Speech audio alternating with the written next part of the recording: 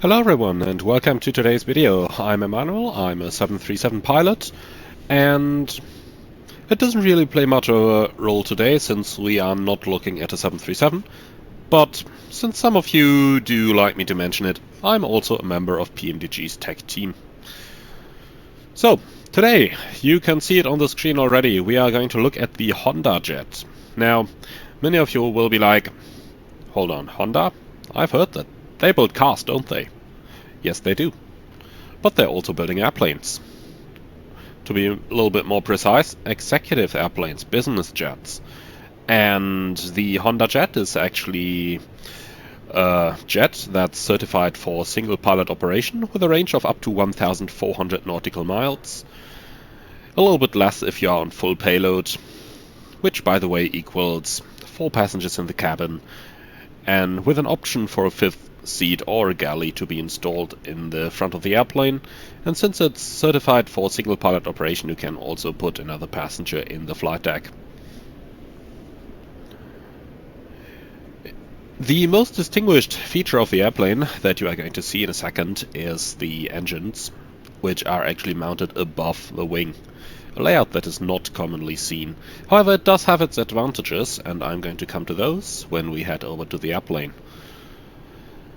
So, our plan today is to fly it from its factory in Greensboro over the Atlantic Ocean all the way to Farnborough. And over there we are going to get some final fittings and some final equipment installed to the airplane before taking it out for operation within Europe. So this is our planned route that we have set up using Google Earth over here. So we are over here at Greensboro Airport in North Carolina, and from there we're going to head towards Halifax, north to Greenland, over to Keflavik Airport, and then all the way down to Great Britain. You can see we had to split the flight into several sectors because the range of the airplane is just 1,400 nautical miles, which for its class, by the way, as a very light jet is actually fairly normal. So, let's head out and have a look at the airplane. Here we are in front of the Honda factory at Greensboro Airport, and I'm going to give you a more detailed look of the airplane by the time that we reach some of our intermediate fuel stops. But for now, the most distinguished feature that you can most definitely notice are the engines that are mounted above the wing. And of course you can debate whether or not that's logical to do, but what you can most certainly see is that the Japanese actually put a little bit of a thought into the engine pylon. You can see it by the shape of the pylon, and that actually helps the airplane's aerodynamics so that it can achieve the performance it does. It can fly approximately Mach 0.7, giving you around 420 knots true airspeed at altitude. So it flies almost the same speed that your typical airliners do. And all of that while being able to achieve flight level 430, so 43,000 feet. It also has a very distinguished speed brake at the tail. You can see the flaps of the speed brake over here. Those can open up similar to the BAE 146 that some of you may be familiar with. And while they've done that, they were able to keep the wing really clean and to get a mostly laminar flow on the wings over here, just like they did on the nose of the airplane, by the way. The airplane is mostly made of composite material that Honda has previously used on its cars. So, all of this set, let's actually head into the flight deck, and some of you may be pleasantly surprised. Here we are in the flight deck of the Hondajet, and the first thing that you can see is that you're actually not going to see a lot. There's just a couple of switches down here Then we have our Garmin G3000 system installed in the airplane. We have our autopilot. And there is nothing on the overhead. And this was necessary in order to get single pilot certification, and a lot of stuff is automated in this aircraft. Now, before we're actually going to turn it on, let's have a quick look through the flight deck, and you will quickly see that the modeling is done to a very good standard. And I basically do not have a lot to complain about in the flight deck at all. But we're going to get into further details as we make our route and as we make our way towards the European countries. Well, if I can even still say European, seeing that we're going to the UK and they don't especially like being in the EU. Anyway, one last thing here. You can actually use the sunshades. That's a fairly nice feature over here. Alright, so all of this said, let's actually turn the airplane on here. At present, the add-on is available through the marketplace for $24.99, so it's not a very high price. But I do feel that what's being offered for this price is actually pretty good. So, let's get some power. Oral warning, okay. And while everything is powering up over here, let me quickly add that the G3000 system is based on the working title G3000, and if you actually have the working title installed on your computer, then it has a couple of extra features like showing Navigraph charts, for example.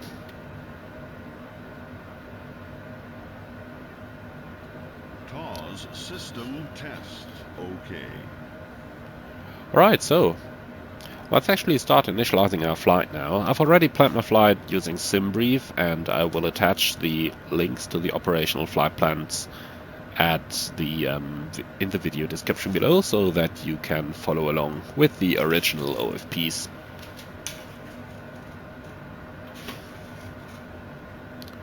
Now, I'm not exactly an expert on the G3000 and on business jets in total, so what I am going to tell you may not be 100% accurate, but it is the best to my knowledge of these aircraft.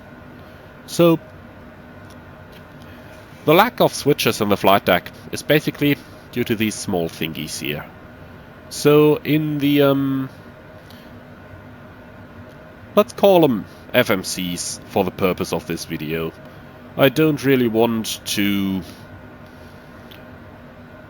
use 100% of the correct terminology here, because in business jets the terminology can be very different from what you are used to in the airliners. So for everyone to be able to follow along, I am going to use the, let's call it, airliner terminology here in the video. So we have a load manager available on the right hand side over here, and we also have some simulator interactions, such as, for example, the ability to open and close our doors. Control the window shades in the cabin, which are electrically driven in this aircraft, by the way, and stuff like this. So let's head on to the initialization. We'll start by letting the airplane do its system tests. So we'll just say pre-flight tests, and now it starts automatically executing all the required tests that the pilot would otherwise have to do manually here.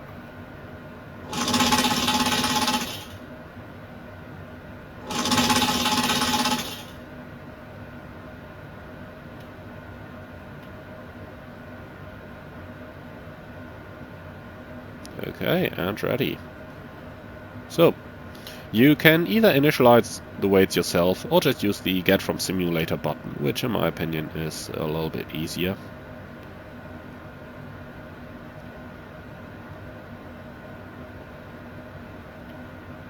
As you can see, we are not carrying any passengers over here, since we are ferrying a new aircraft. And the same for the takeoff speeds. If you just get on Get from Simulator, it's going to automatically calculate the speeds for you. Click on All On, and that's it. Apart from that, we do have a couple of nice features here. The add-on does currently not come with its own manual. There is one planned to be made in the future, but for now we don't have one. So what we do have, however, is the checklists over here.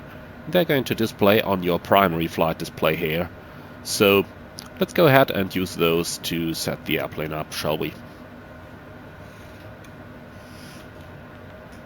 Can interact with them by using the buttons on the FMC down here. So, battery on, oxygen is checked here, and normal. Pressurization, normal. Electrical, on and normal. ELT, normal. Nose wheel steering, normal. Landing gear, down.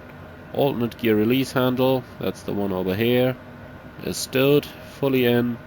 Park and brake, that's over here.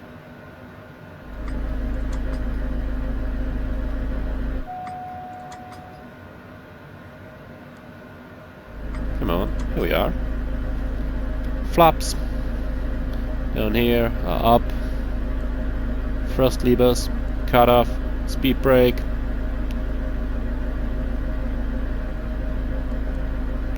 Retracted, ice protection. Down here, normal and off. I'm sorry, I have to get a little bit better used to the click spots over here. By the way, we do have external power. Let's quickly connect that as well before we start draining the aircraft's battery. So, fuel panel, that's down here, all on normal. Trim panel, checked and set. Windshield heat panel, that's down here, it's also normal. Pneumatic panel, that's below the windshield panel, normal. Glare shield panel.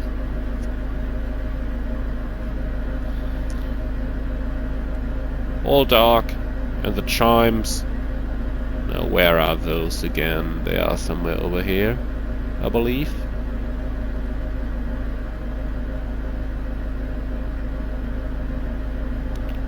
Well, doesn't matter. It's just chimes.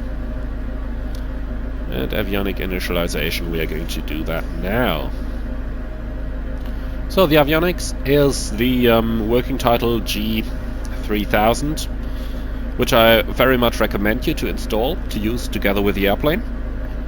So from here on, it basically works the same it does in your TPM. So I'm going to show you how to enter a flight plan here once, but not for every one of the 4 sectors we're going to do. So let's do the first one here. From KGS Piedmont Triad International Airport, and we have the Quark 7 departure planned. Let's quickly add our destination first. We're going to Charlie Yankee Hotel Zulu.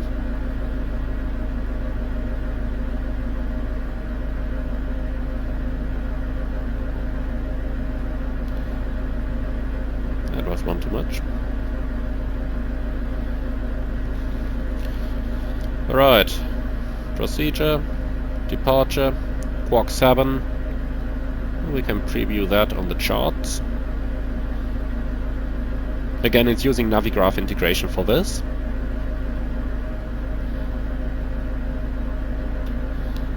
And we'll go off runway 5 right.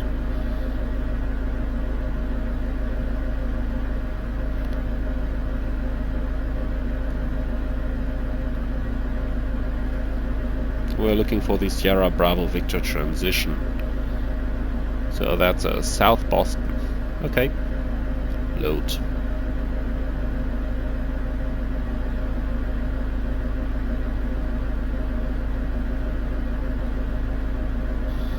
Right, from there we proceed direct JFK.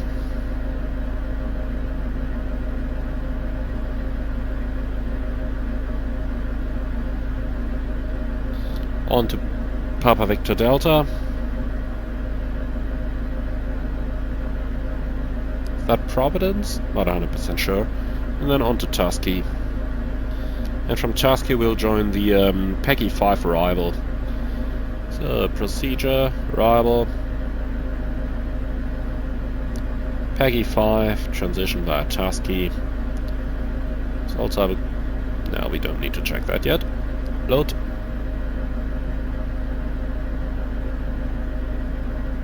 That brings us to HOTAS, and we're going to enter the runway later on when we get there.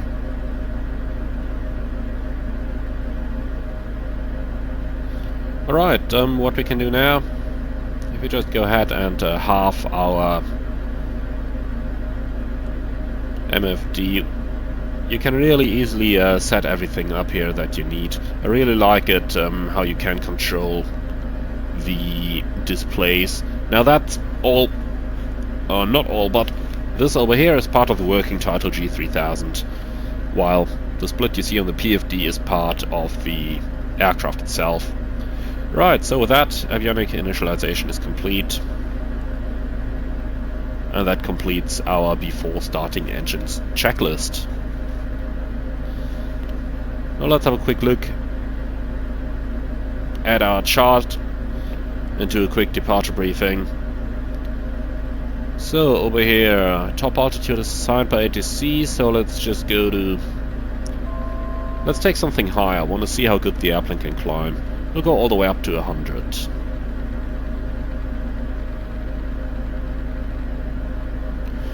Here we are, and we will use heading select on the runway heading, which is going to be 054.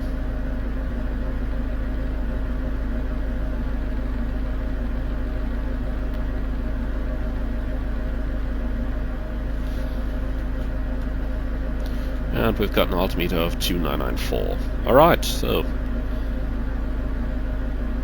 for the active navigation, we are going to go for the FMS. Cool, so let's close our doors.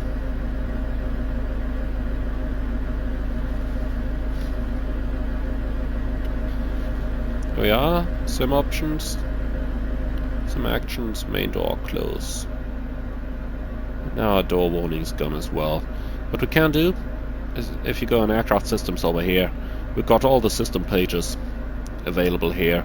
So right now we only have the external power connected, and we can view all of those on the primary flight display as well.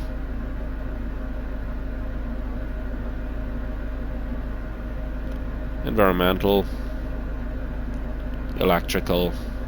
Currently the external power is feeding the airplane.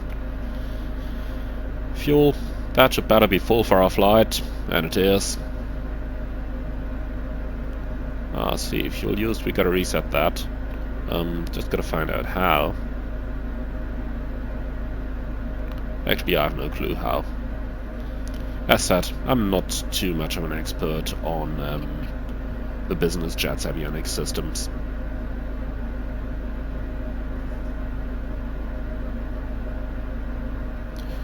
In here, by the way, you also have your light controls. So all the lights, what do we need here?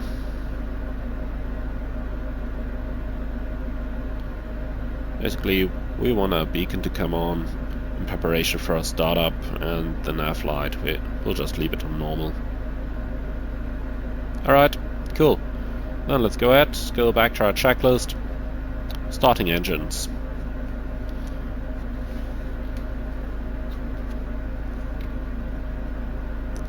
So, passage briefing. Complete, rudder pedals adjusted, seats and seat belts adjusted and secure. Doors closed, parking brake set, CAS messages reviewed. Electrical voltage at least 23.5. That should be somewhere over here. Yep, it's 29. Okay. Now comes the engine startup. That is pretty easy on this airplane. Basically, you press the start button, bring the thrust lever from the cutoff to the idle position, and all the rest is done automatically. So, we've got the external power connected on the right, therefore let's start by starting the left engine first. Start. Thrust lever into idle. And the FADEC is taking care of the rest.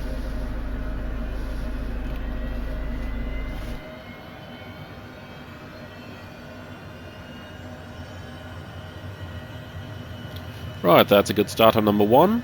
We already heard that the external power has been removed. So let's start number 2.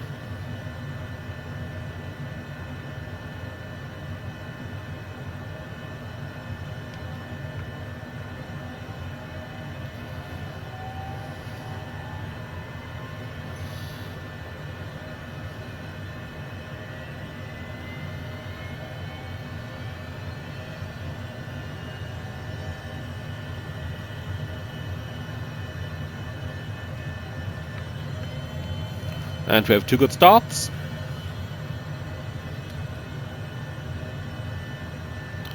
So, engine instruments checked, engine anti-ice is not required. We've got very good weather over here this morning. External power disconnected, and the flight controls.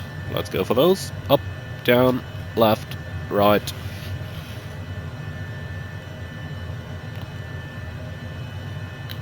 Cool, then let's actually set our airplane up for our taxi now. Wing anti-ice is not required. Transponder codes. Let's go 2000, we're doing a standard IFR flight. Flight ID is confirmed, flight plan entered. Navigation source set to the FMS, altimeters 2994. Flaps set for takeoff. Okay, we're gonna set them in the first position. So flaps set for takeoff, speed brakes.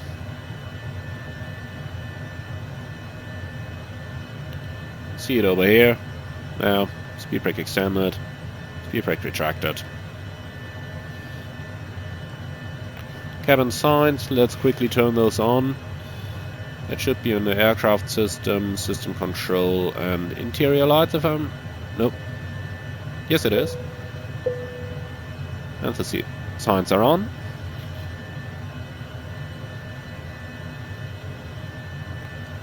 And the parking brake, we're going to release it in a second. Let's quickly make sure cabin power is on. Not sure if I should press a bus tie. Nope, probably not. Okay. So that's pretty much all we need. Then again, systems, controls, exterior lights. Let's go. Taxi light on.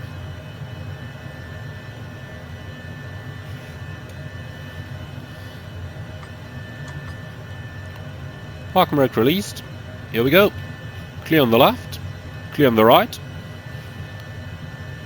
So, bye-bye Honda factory. Hope to see you again with the next aircraft. One more thing we can quickly do here is actually get our taxi chart out. That usually helps when you're taxiing.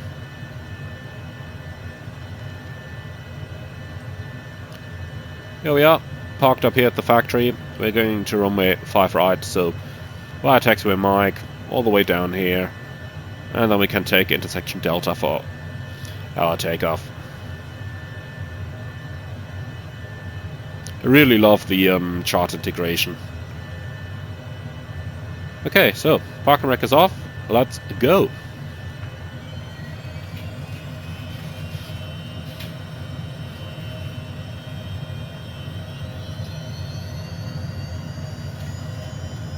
Brakes are checked.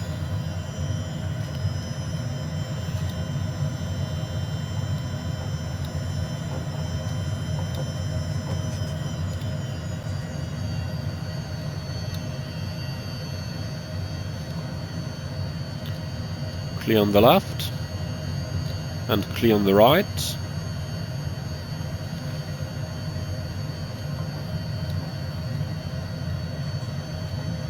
No, that's a road.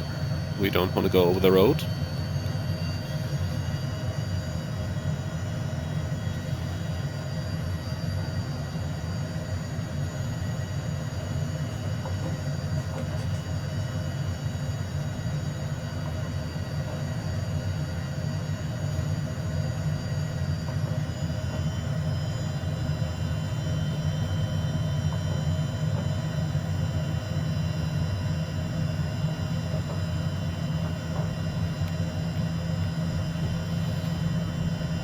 Right, then let's start our taxi checklist.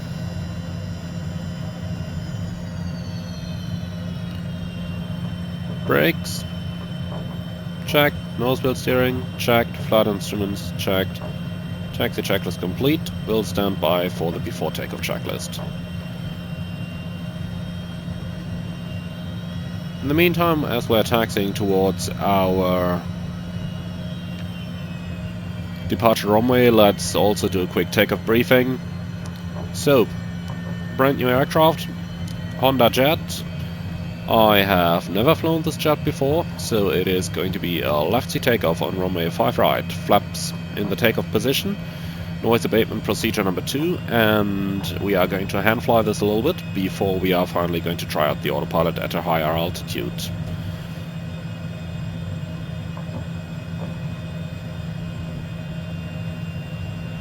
Takeoff speeds are 110, 115, 120, and for our standard instrument departure we will proceed on the runway track and climb to an altitude of 10,000 feet, and then we will receive radar vectors towards the first fix. Do you have any questions about the briefing?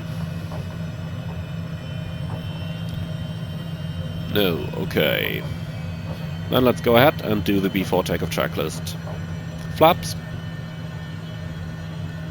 Set for takeoff, trips, set for takeoff, speed brake, retracted, CAS messages, reviewed, there actually are none, navigation, set and prepared, flight guidance. We can actually already pre-select vertical speed mode, give us maybe 1,000 or 2,000 feet a minute rate of climb over here. And heading mode is engaged, so flight guidance is set. Takeoff and landing data confirmed. Takeoff briefing completed. Radar. I'm going to show you how to turn the weather radar on at a later point, but for now we'll just keep the radar off.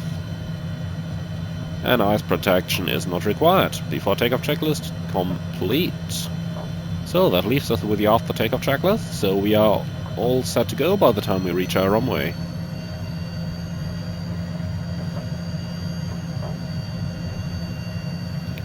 We'll take the next taxiway intersection to the right to go to our runway.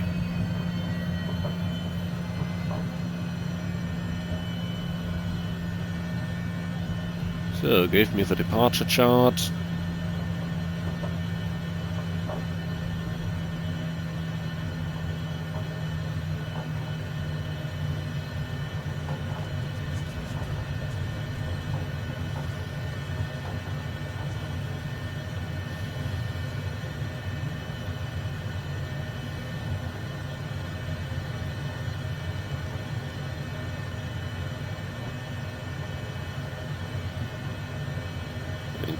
And I also want the navigational display.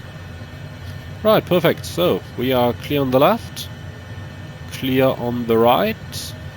Let's put our landing lights on and the recognition lights to pulse. The rest of it stays on normal, so we are good to go. And the transponder is of course going on as well. Perfect.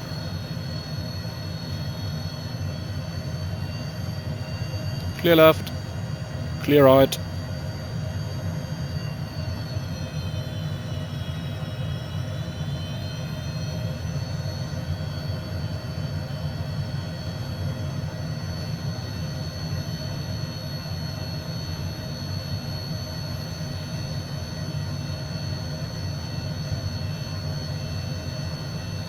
Alright.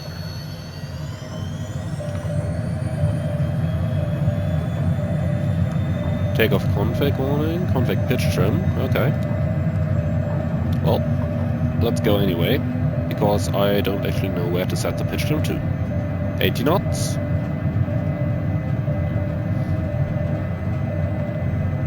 V1, rotate.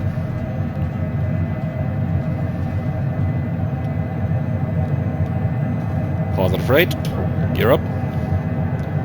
I don't know what the problem with the pitch trim was. It rotated very nicely at the setting we had.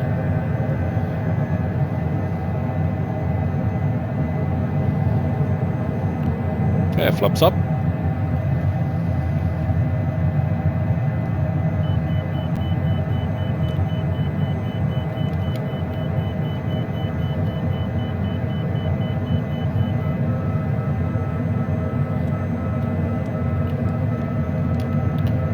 Maintain 180 knots for now. Flight level change.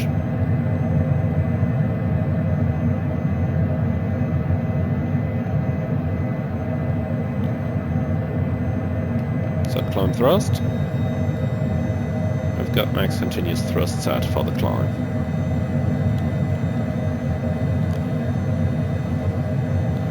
So let's turn right heading 090. See how the airplane's going to feel.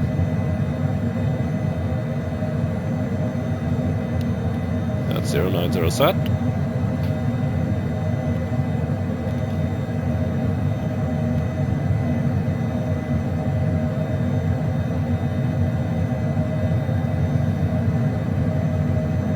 That actually handles pretty nicely. I'm just going to bank a little bit left and right. See how that behaves. It seems to me very agile and very easy to control, and overall it feels like it's handling pretty well. I mean, like I would expect from an airplane like this. The real one costs in excess of $5 million, so for $5 million I think we can expect a decent steering. Right, so after takeoff checklist. Oh, sorry. After takeoff checklist then. Landing gear, up, yaw damper, engaged, flaps, up, thrust levers, MCT, flight guidance, as required, ice protection, as required, and cabin signs. On for now. That's the after takeoff checklist complete. Now let's continue our climb. We'll plan flight level 390 today, so let's actually go ahead and do this.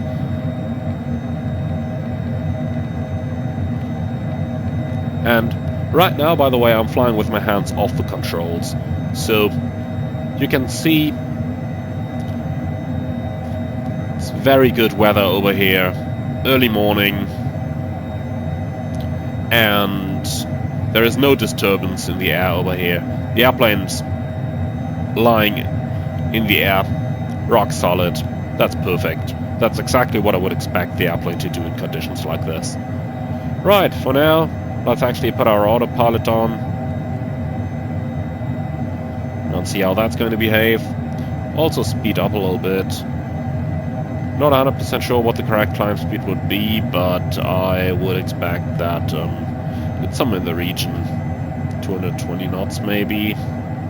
Probably even a little bit slower, but it had such a good climb performance that I feel that we can fly 220. Right, let's also head direct to our first waypoint then, Journey.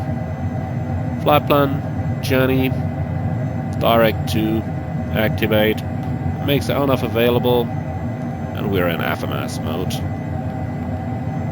That's like the equivalent to LNAV in an airliner. Only thing here and that's purely a working title G3000 thing that I'm occasionally updating the direct when we are in a turn, because it still doesn't take the turn into consideration. Right, so climb checklist. Pressurization, where can I actually see that data? That would be a good start. Ah, over here. Right, it's 4.6 psi, climbing. So, pressurization is checked.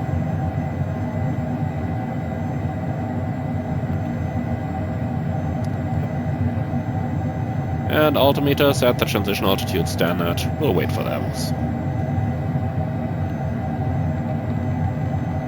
Right, so that was a fairly easy first takeoff, if we disregard that little warning that we got on the way out. I guess for the next one we'll just have to find out which pitch trim setting the airplane would like, and then we'll have to figure our way somehow. But for now, that's how we're flying. Let's see how long it's going to take until we are finally going to reach our cruising level. And then I'm going to give you a little bit more heads up about the airplane's overall climb performance as we get along. Alright, so here we are. Want to go to our cruise level 390 today. And I actually have to revise myself from earlier on. The climb speed in this aircraft is 210 knots, and on conversion a Mach number of 0.57. And as soon as we are at cruise level, we can then accelerate all the way to a cruising Mach of 0.70. Looking at the SimBrief profile, it actually calculates 0.72 for the aircraft, even though I have a feeling that going a little bit slower is probably drastically going to increase our range, which is definitely not a bad thing on a flight like this. So here we are, leveling off 390. Let's see how good the autopilot's actually going to do that.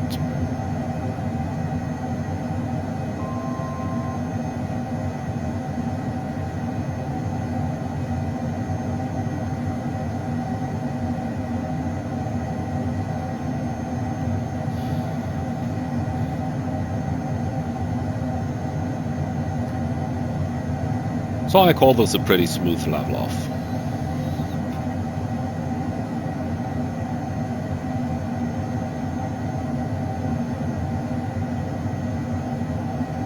Alright, we have reached our cruising level. So, now we are going to see one of those special features of the Hondajet. And that is cruise speed control.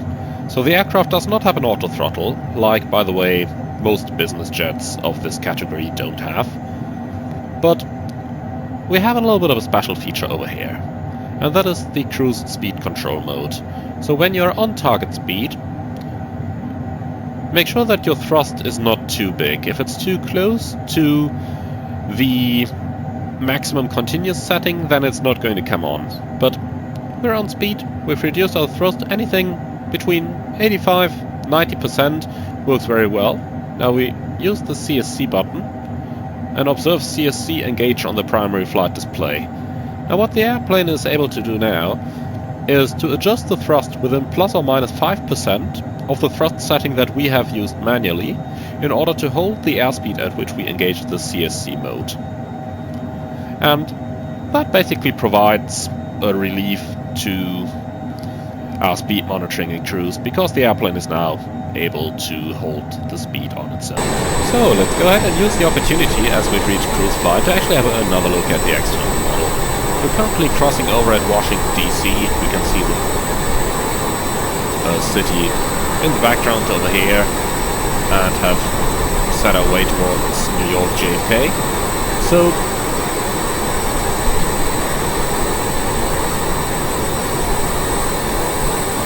I'm just going to show you the model without any commentary from my side. Be aware that the livery I'm using is not a default livery, but one I downloaded from flights.to. But it seems to look pretty similar and is similar quality as well.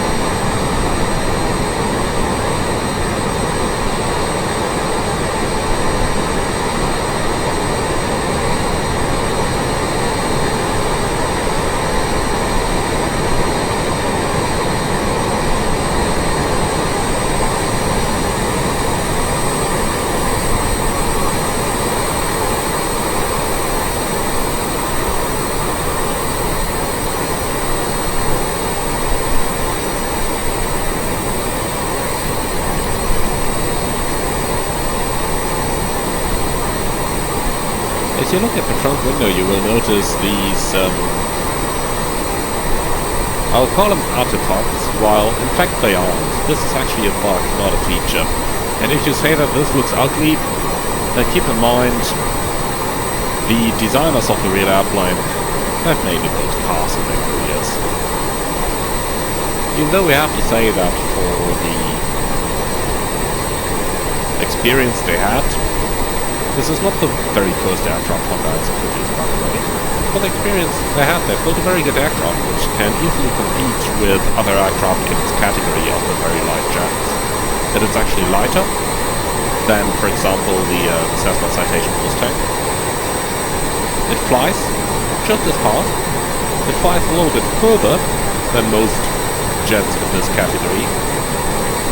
So this airplane can go 1,400 miles, while most jets in this category only go about 1,000 and a little bit more, 1,100, 1,200-ish.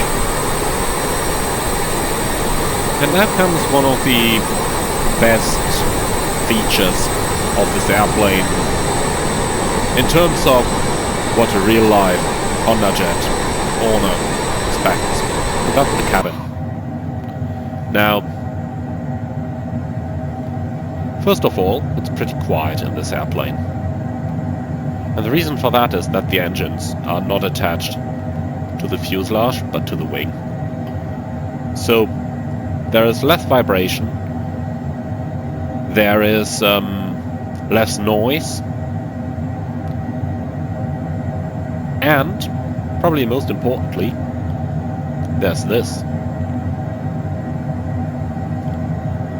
A full-featured lavatory. That's something that competing aircraft in this category do not offer, because we don't have the engines back here. So we have space. And the cabin is actually very spacious. There is it is about 1 meter longer than most competing aircraft. And that's because we have the engines mounted over the wing. And then we have our lavatory over here. And we actually have a fully closing door, which is something that no competing aircraft in this category actually offers. Going up front, I told you earlier on that there is an option for a full-featured galley in here, or a 5th seat. And you see, this aircraft got the 5th seat fitted. And when you have that, you do have a couple of stowage compartments up over here, which are, however, as far as I can see right now, not animated in this airplane. Apart from that, texture and quality in this cabin is similar to other aircraft available right now. I would say it's pretty much on par with the Phoenix Airbus, for example. Interestingly enough, the floor of the cabin seems to have the highest quality. If we compare this, where we've got very high detailed maps, with the walls over here, you'll see that this is actually a little bit less detailed. But overall, the cabin is looking good. It sounds good, even though it sounds the same in the whole flight deck. Sorry, it sounds the same in the whole cabin. You can hear it doesn't make a difference where in the cabin you are.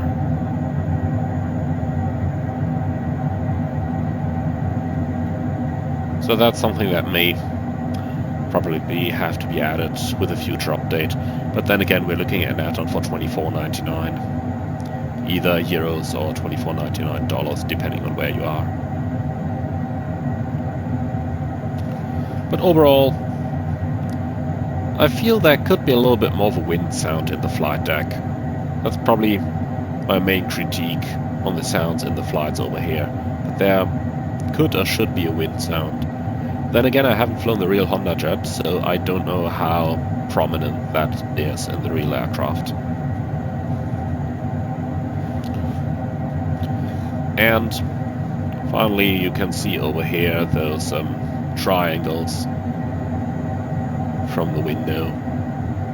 you see they are actually there in the cockpit as well. And of course we have our sunshades that we can use over here, and the same on the captain's side as well.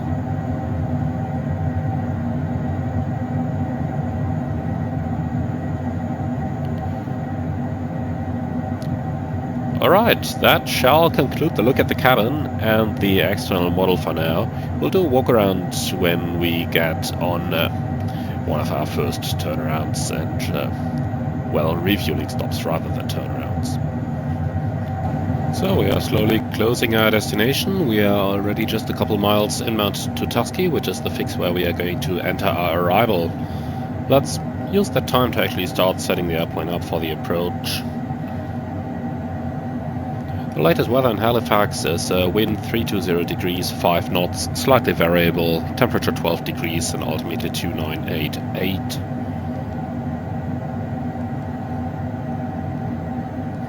Seeing these conditions, we have a runway 32, a runway 23 available. Now 32 will of course be straight headwind, it's 2,300 meters long. So let's actually quickly have a look if there is any good arrival available for that airport, for that runway. And it looks like we do have an RNAV arrival available over here. So let's get this thing a test and see how well it flies the RNAV or not. First of all, we'll quickly amend the star since we're going for runway 32 now. And it will end at Eplet. Now that does not seem to be on this arrival. Well, but MBUX is, so that's good enough. Alright. Gonna load the arrival. Then we'll go for the RNAV Zulu runway 32. From MBUX. Load. Quick check of the flight plan, what it inserted.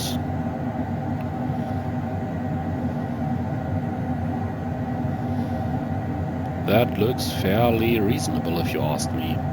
So we'll see. We want to be in 4,000 feet at MBUX with a maximum of 210. We'll go VNAV.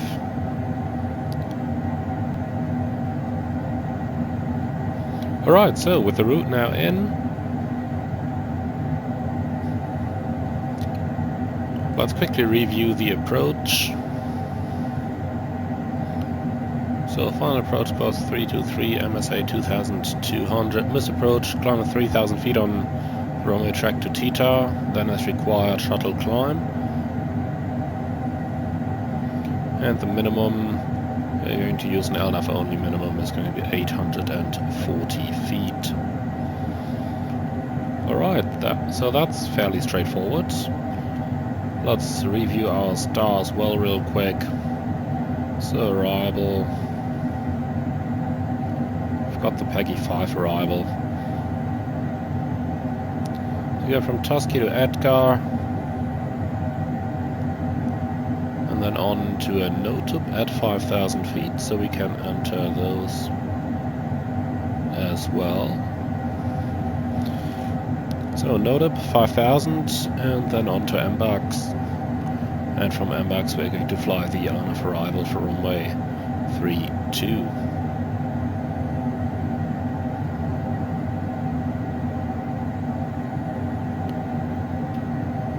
Takes a little time to find your way around the FMC over here, but once you have found everything, it's actually fairly straightforward and fairly easy to use. So the normal setup that I would be using for the arrival is to use the map screen, and we can see our VNAV has already predicted our type of descent here in 4 minutes. So I'm going to use the map screen, and then I'm going to halve my display, and on the right hand side I'm going to show my chart.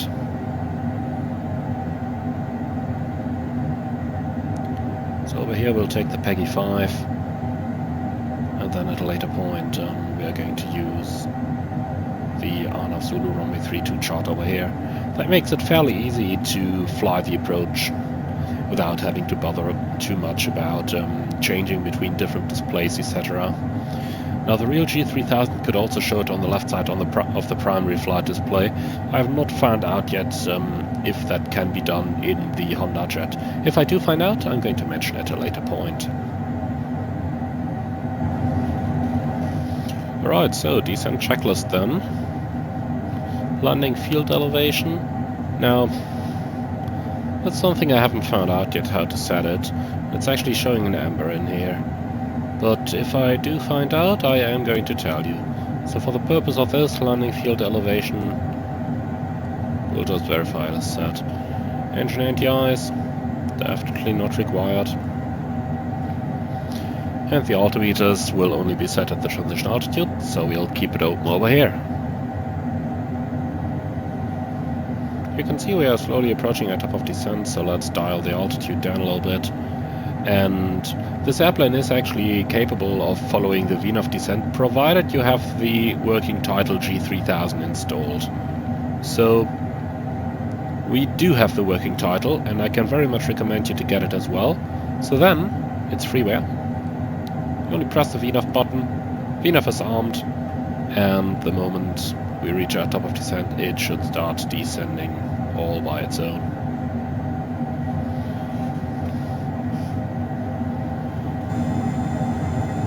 So here we are approaching our destination, or rather our fuel stop in Canada, and it's about time to carry out the 10 checks as well as the approach checklist then.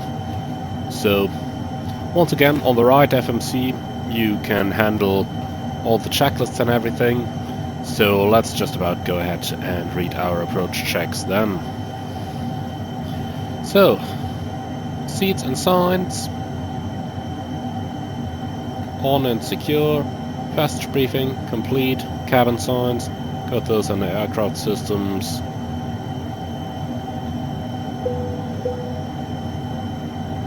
Both of them on.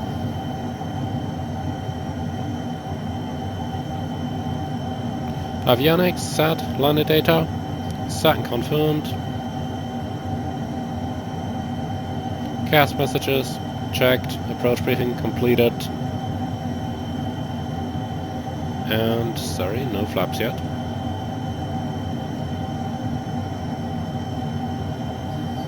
And we'll leave the flaps open for now.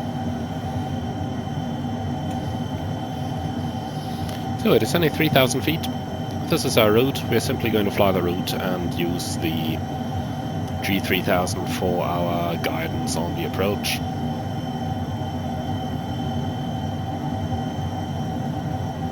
Got the airport in sight over there.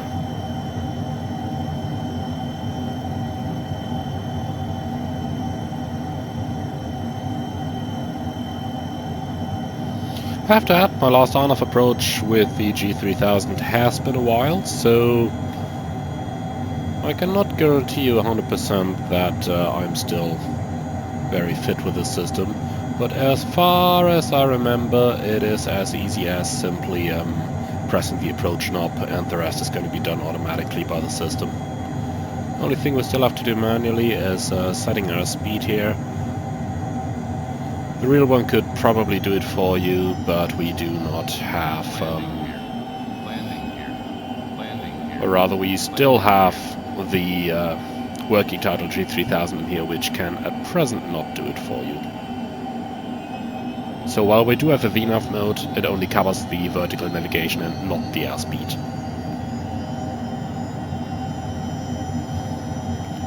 Something else to notice.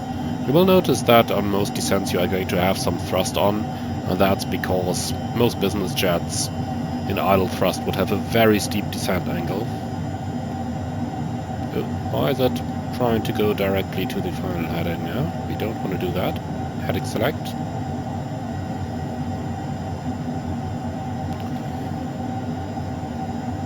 So let's see. I do remember an issue there. So if we just activate,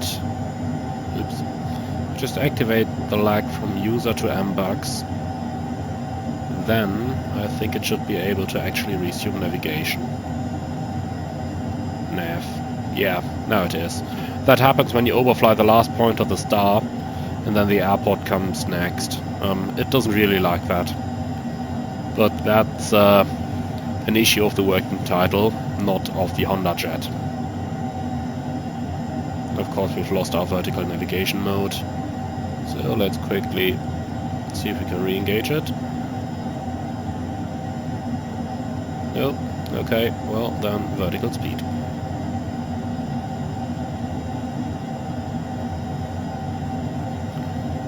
That's a pity. Really hoping the working title is eventually going to solve these issues with the G3000, because it's such a nice system when it works correctly. But when it doesn't, then it can be a little bit of a mess. But again, that is a working title issue and not an issue with the Hondajet. Even though, of course, it does reflect on the airplane as well, since the airplane is relying on it as its primary source of navigation.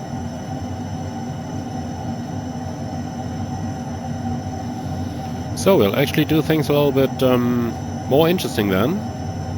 And we'll have to do the vertical navigation ourselves. So on the chart over here, we've got our crossing altitudes, and we'll actually have to use those. So waypoint dot size at 4 miles. 3.8 prior to that, we'll leave 3,000 feet.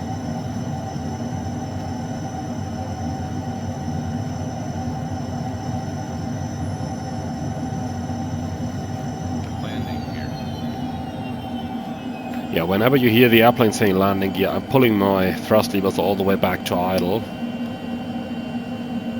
And that triggers the gear warning. If I keep them just slightly above idle, then everything's working as it should.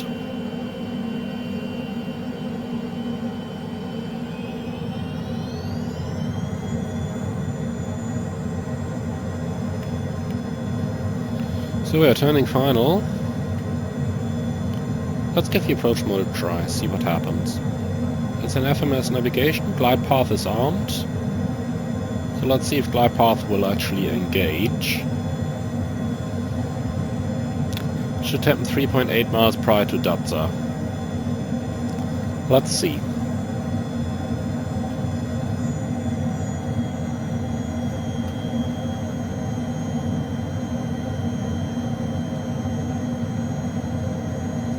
But as I said, this is purely testing out the working title and not really the Hondajet. But they do somewhat belong to one another, so the VNAV path is slowly disappearing to the below. Well, that doesn't seem to work then. Okay, 3.8 miles before, let's go to vertical speed. Oops, sorry, let's actually set the altitude down and then go to vertical speed.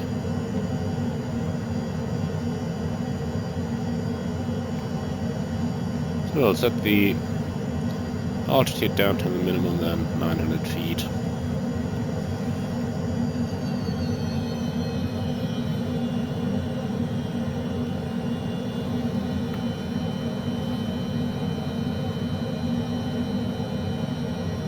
So Datsa is 4 miles from the runway, so 2 miles prior Datsa equals 6 miles, should be 2,440. A tiny bit high, but we are correcting that. We have the runway inside as well over there. Right, let's start slowing the airplane down. Yes, you will get the landing gear in a second.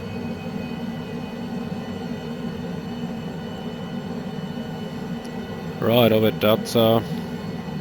In a moment, should be in 1,800 feet. Let's see when we're exactly over it.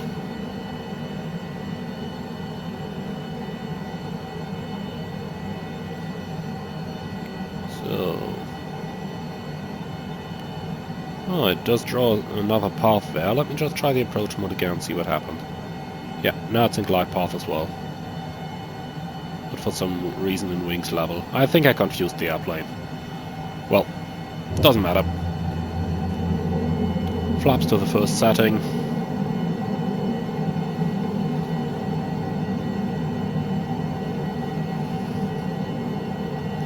And that actually completes our approach checklist as well. Before landing checklist next. Gear down.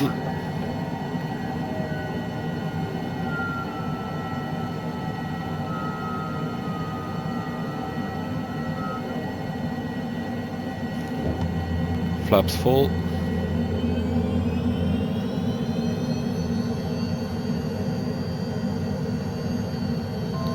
And since we're in approach mode now, we can also set our missed approach altitude of 3,000 feet. Landing checklist. Landing gear, down, speed brake, retracted, flaps, landing.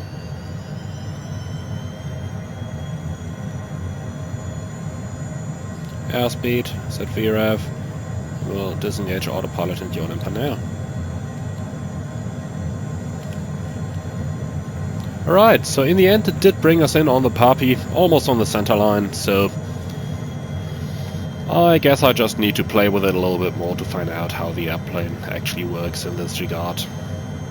Once again, I'm not a business jet pilot, and I haven't flown the real G3000 quite yet.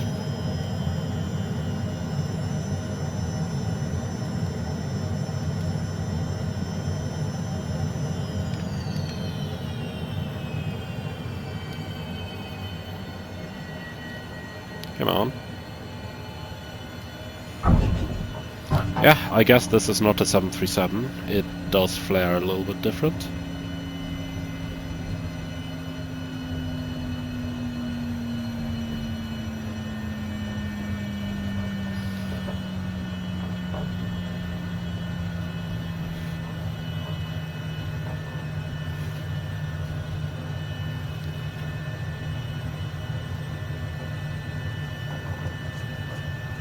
So, welcome to Halifax.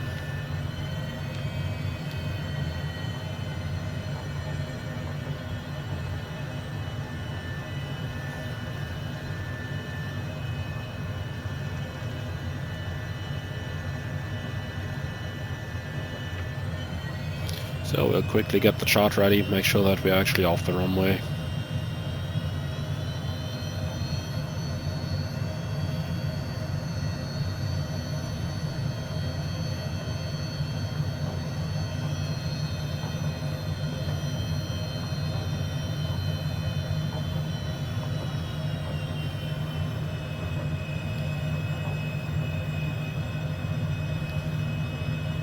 Okay, landing checklist. Yeah, we're not going to read that on the actual landing, thank you.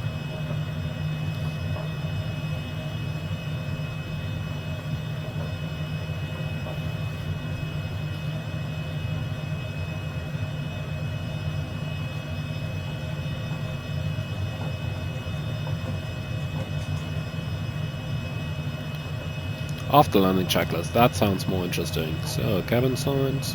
On, engine anyways, off, speed brake, retracted, flaps, up, trim, into the green band. Do we actually have a green band there? Oh yeah, we do. Oh. Okay, so it changes its color. Alright, now I know why we got the warning on our first takeoff. That makes sense then. So it's been my mistake.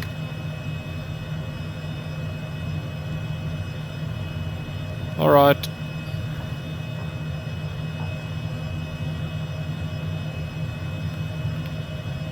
So let's see, that looks like business jets over there. So let's just go and park over there. And we'll get our fuel.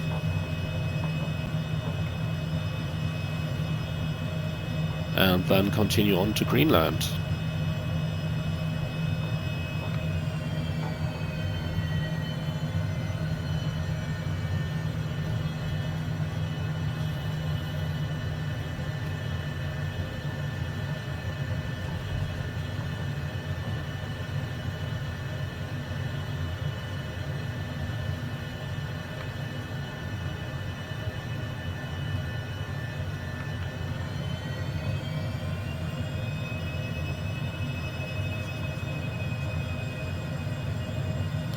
Now this looks like a helicopter parking place, but doesn't matter too much. We are not going to be here for long.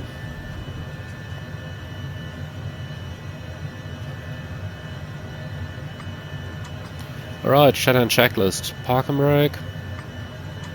Yeah, there we go again. Set, wheel chocks. We don't have any right now. Engine any eyes? off.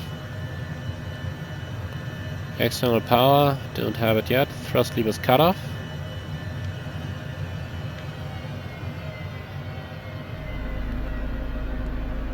Cabin signs.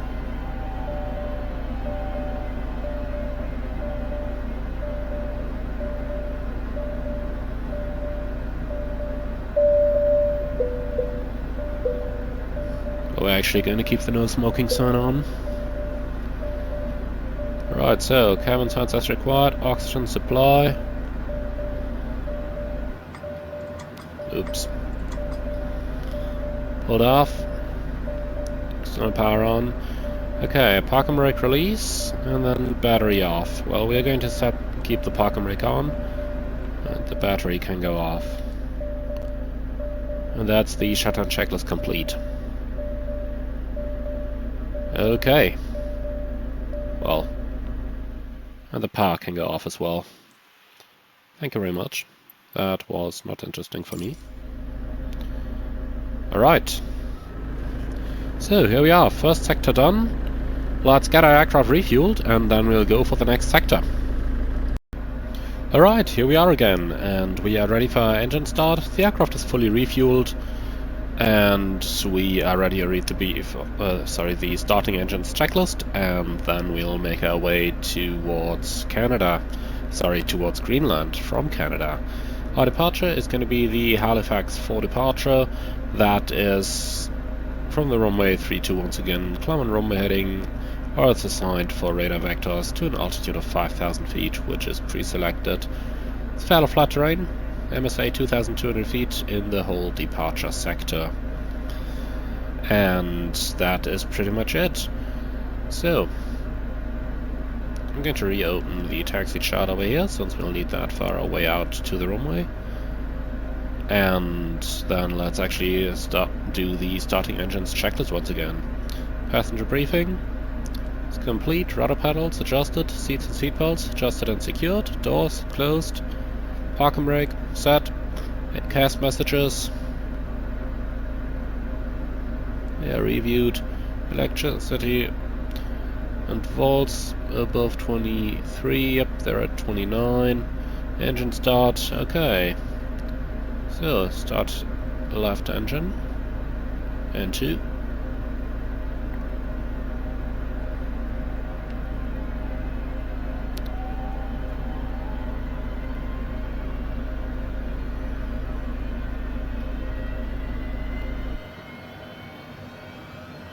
Left engine is running, they've disconnected the ground power.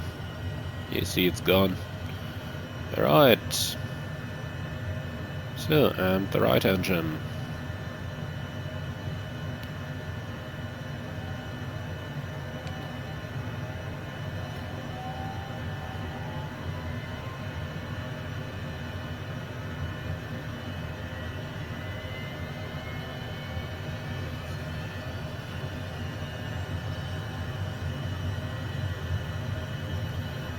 So, engine started, engine instruments checked, engine ATI is not required, external power disconnected, flight controls, up, down, left, right, and rudders right, rudders left.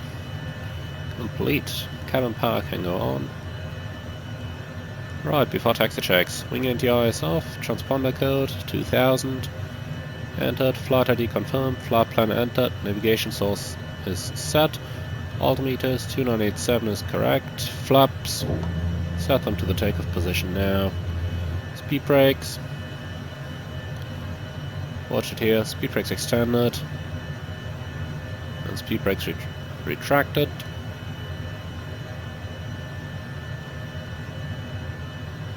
Cabin signs on. Parking brake is now released. Before taxi checklist complete.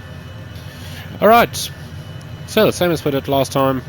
Left out, Alpha, Delta, cross runway 23, Kilo, Mike, full length. Fairly easy going.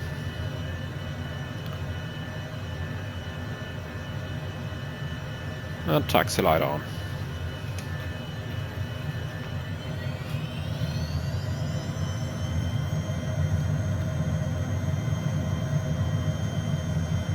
So, clear right and left.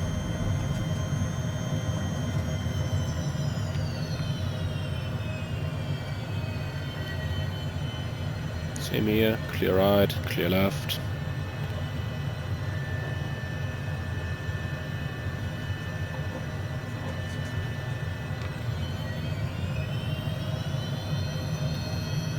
What I really like is how you can see your airplane's position on the chart over here. So the Navigraph aircraft overlay is actually working in the simulator as well. Once again a feature of the working title, not of the Hondajet, but that's just one of those nice little extras. Now all that I would need is the option to actually pinpoint the airplane position on top of the chart and adjust the chart by the airplane's heading. But I guess that's asking too much.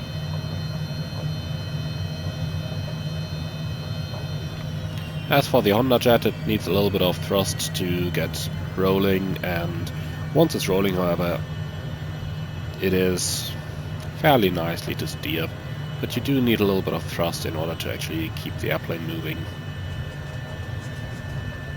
Otherwise, it's slowly going to start losing some airspeed. Sorry, some ground speed in this case, of course. Okay, going to cross runway 23. Let's put the strobe light on.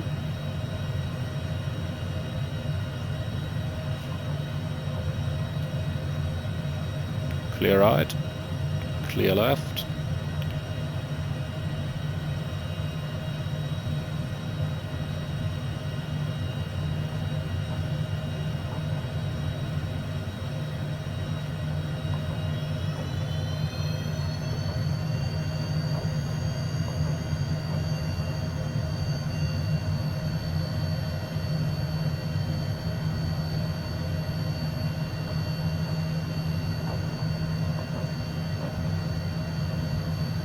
And strobes back to normal.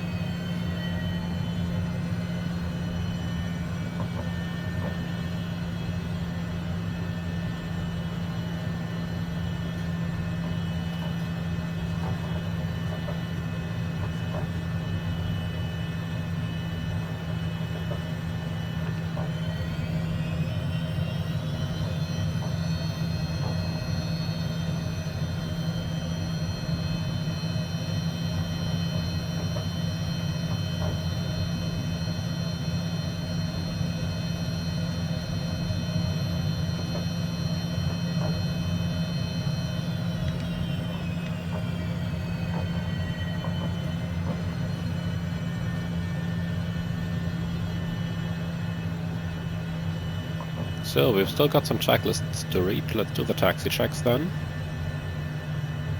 So brakes checked, nosewheel steering checked, flight instruments also checked.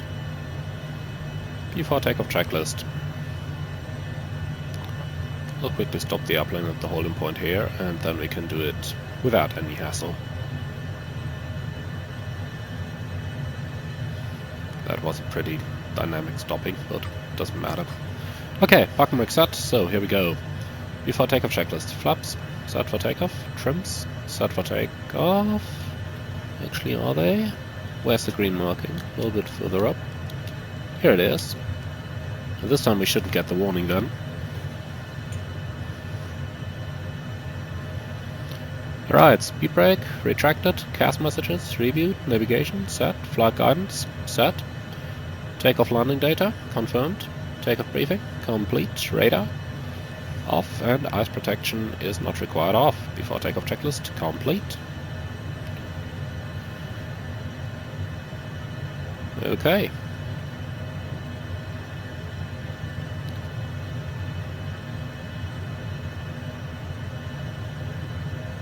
Let's actually go back to the map here. We won't need the chart to fly the runway heading.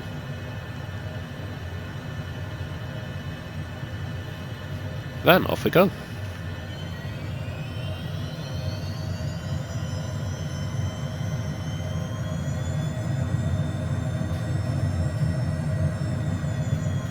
Yep, it taxis better when you release a park and brake, that's for sure.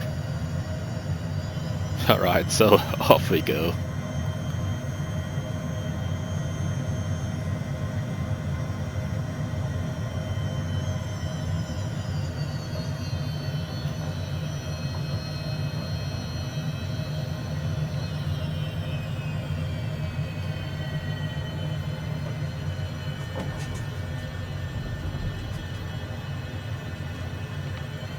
Take off. Stabilized. Set takeoff thrust. Takeoff thrust set indications normal.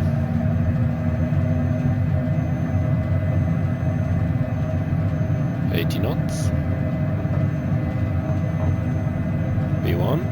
Rotate.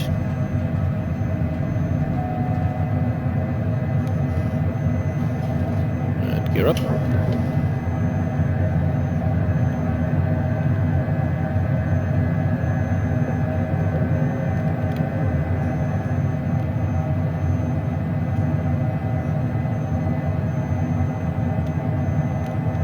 Then we'll use the autopilot. Autopilot and yaw damper on. Flaps up.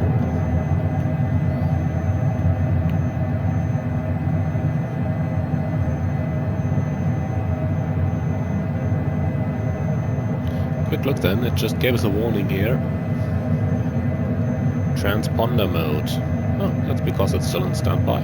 Good airplane. That is catching up on things like these. But I guess for a single pilot airplane it actually has to do these things. So level change to 10, that's our climb speed.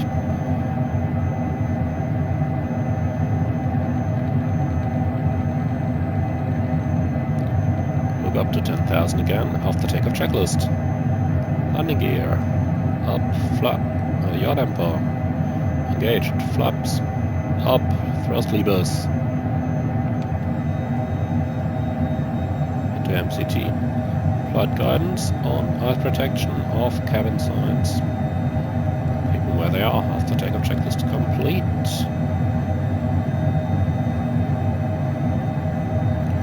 So here we are, bye bye Halifax, bye bye Canada.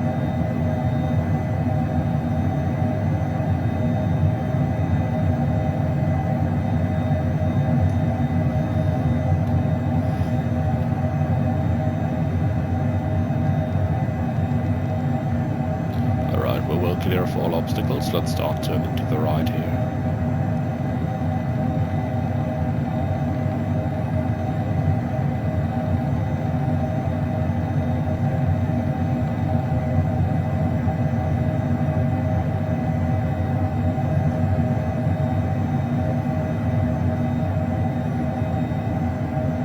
So this time we're planning to cruise at flight level 410. The good thing about this aircraft, we can go there straight away, even though we've been almost at the maximum takeoff weight.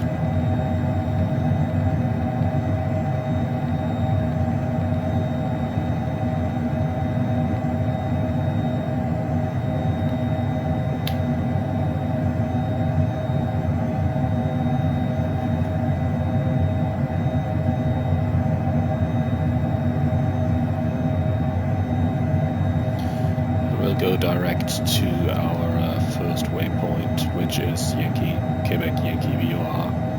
Direct to activate, enough available, and FMS. Right, so crossing 10,000 here, let's put the lights all back to normal. In normal mode the computer is going to take care of the lights and set them as they should be. Ice detected, ice protection not active. And look how the airplane is straight away turning it on automatically. It was just as we passed those clouds over here. Yeah, it's a couple -degrees out there. So let's just see that again when we're going through the next cloud over there.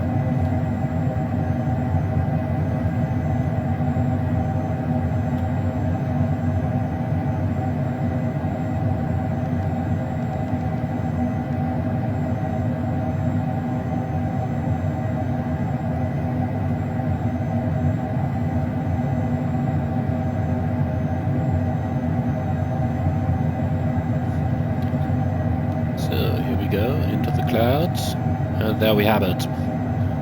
Ice protector not active, ice detected. Now it's turning the anti-ice on automatically. And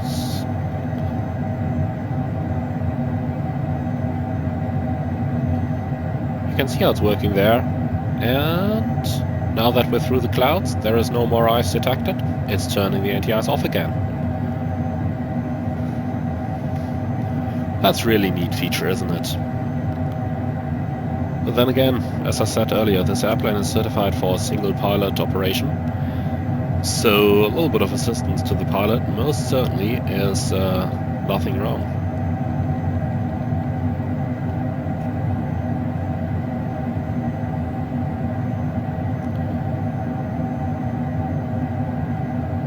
Alright, I'm going to reset the altimeter now, read the climb checklist, because then I'm not going to waste too much of your time here. So, climb checklist, pressurization, 5.6 psi and climbing. Checked, altimeters, set standard, checklist complete.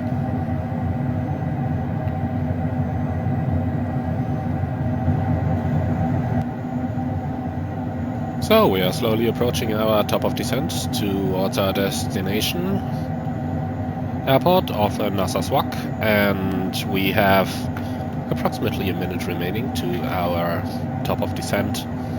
The vertical situation display in the MFD is actually giving us a very good hint over here, and it actually shows us a complete descent profile.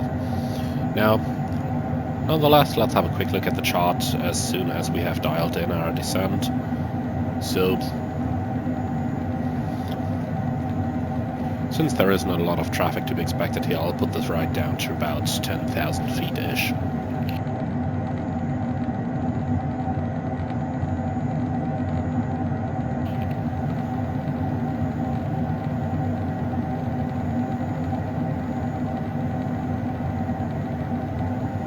And here we are. VNAV is armed. So let's see how the automatic capture of the VNAV is actually going to look like. In the meantime, let's have a quick look at our approach. Oh, here we go. That was a little bit rapid maybe, but after all, it captured and we are descending.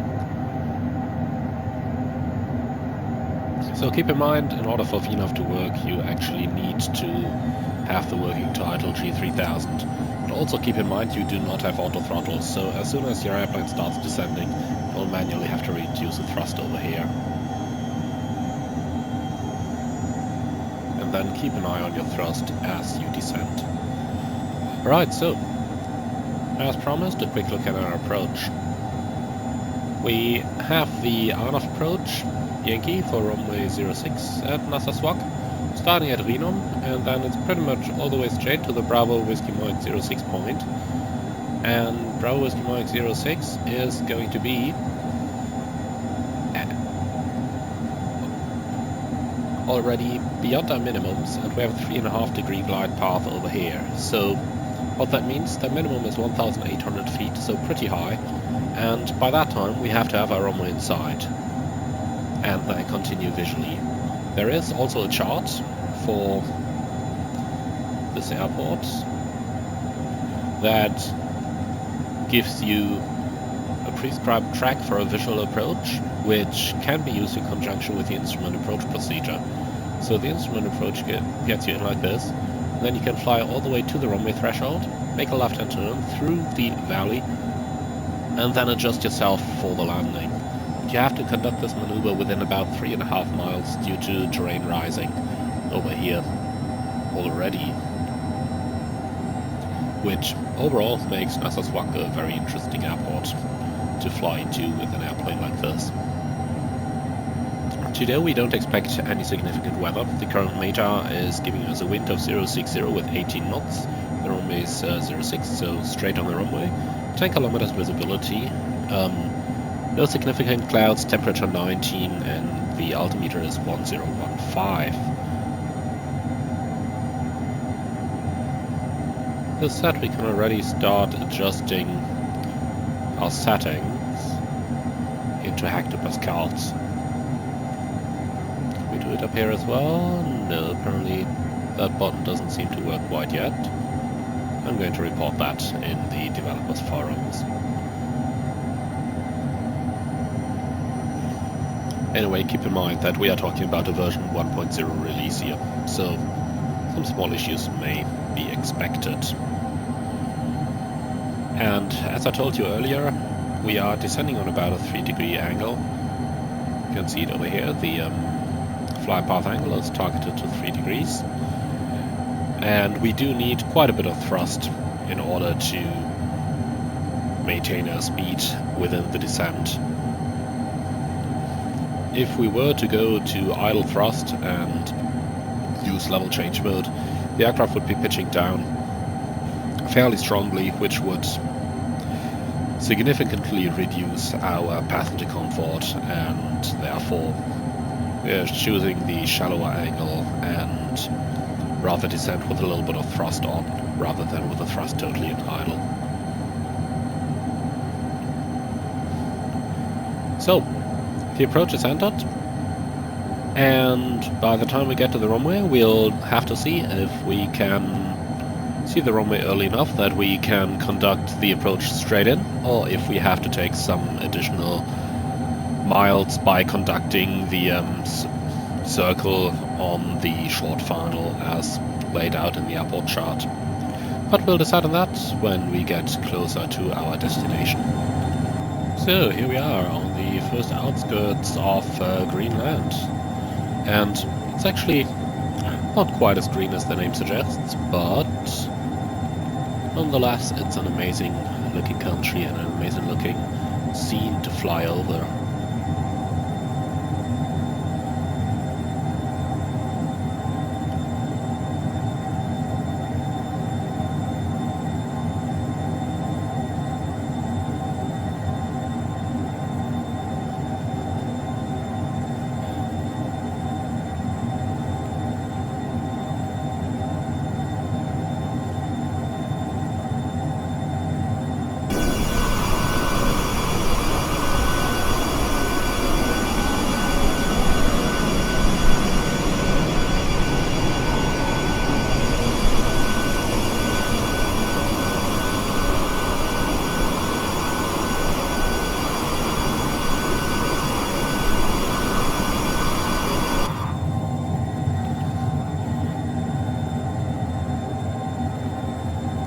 Alright, we'll start lowering our altitude to our first level here, which is 6,400 feet. And we'll try to use VNAV as much as possible to fly us down on this approach. We have now about 30 miles to run to our destination airport. Let's make sure the speed does not exceed 250 knots below 10,000 feet. And we have already switched over to QNH. Let's go ahead and reach the approach checklist. Seats and signs adjusted and secure. Passenger briefing complete. Cabin signs.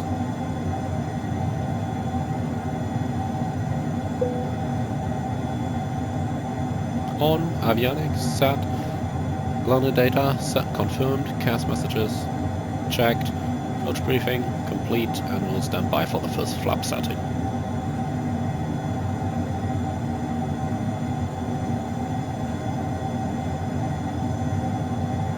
So destination, if I'm not totally mistaken, is down here in the valley. So it will be a rather steep descent at a later point.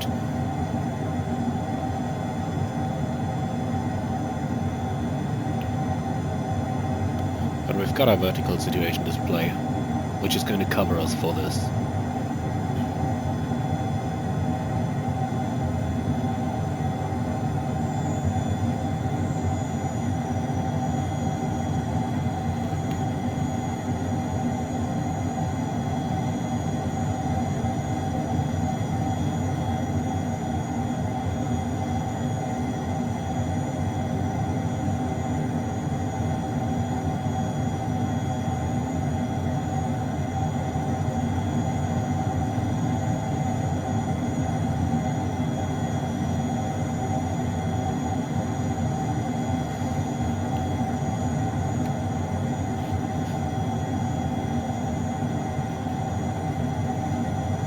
approaching Rhinum, 6,400 feet.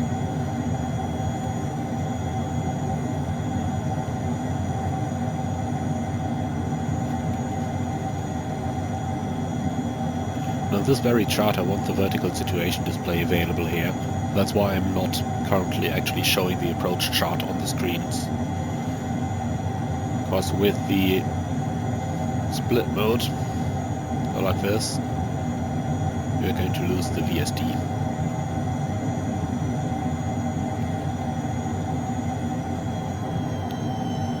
We'll also slowly start reducing our airspeed here. And the next altitude is going to be 4,800 feet. Set that down, back to VNAV, which should hopefully engage in a moment.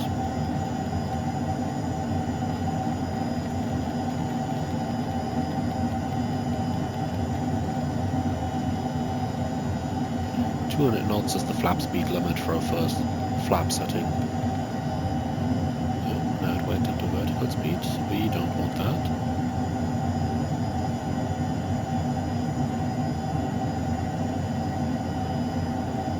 Let's do it like this. Yes, for a second, and then as soon as we pass the next top of descent over here, VNAV should hopefully be available again. But now it's armed.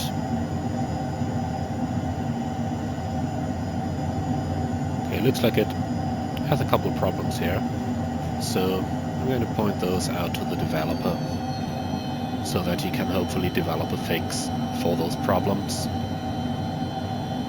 Come on, VNAV off, VNAV on. Maybe I just need to set a lower altitude. Well, or maybe not. I don't quite know.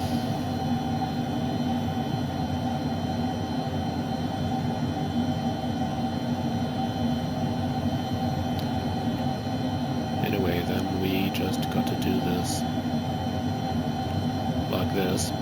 Another reason to keep the vertical situation display available. Over here we can easily just set the blue line to cross the target altitude restrictions.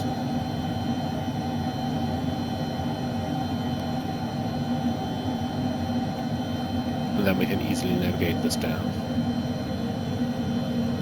Okay, speed is 180, we'll keep it over there for now.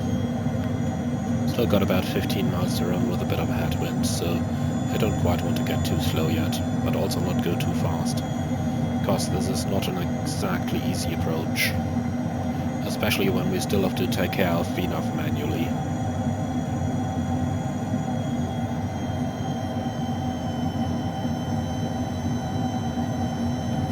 Okay, now we can descend to 3,300 feet.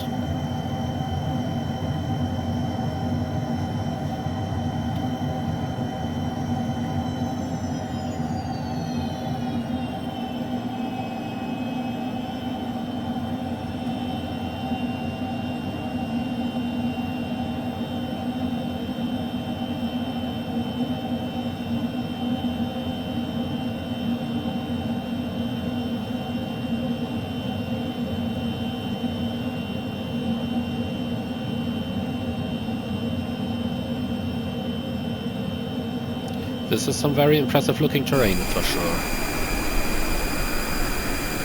I would not want to go here in like minimal weather conditions. Nope.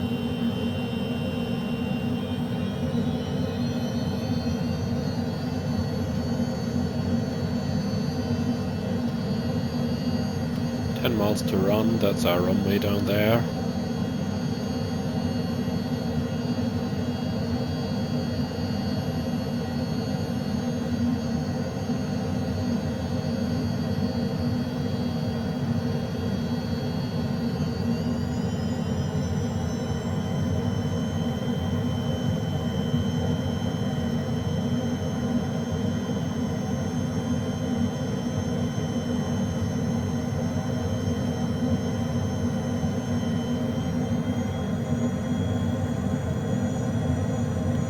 So the surface wind is 060 at 18. It's currently 33.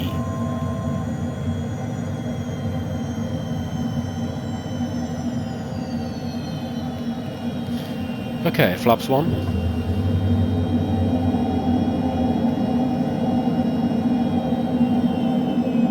Let's get our speed back.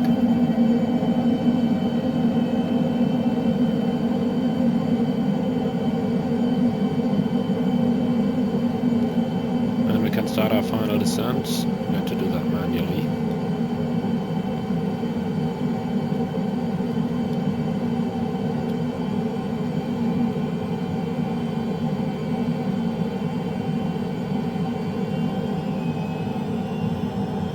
So manually flying the airplane towards the trajectory is fairly easy.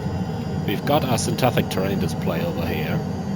So all you need to do is to put the green birdie right on the runway down here. And that, in theory, is going to give you exactly your desired flight path.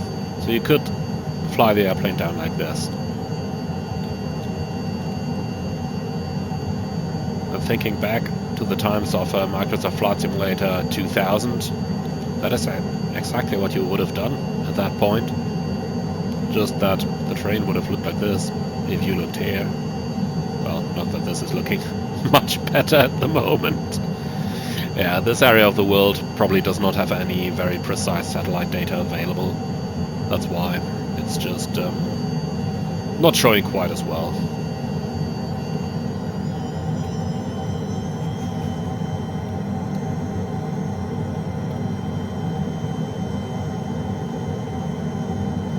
Right, gear down. And the approach checklist is complete. The flaps are out on the first notch.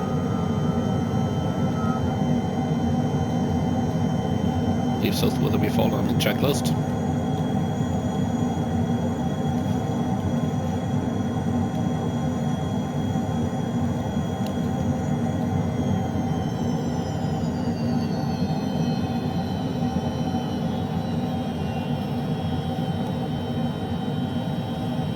So VREF is just above 100 knots, but we've got the wind, so let's take 115 on the final approach.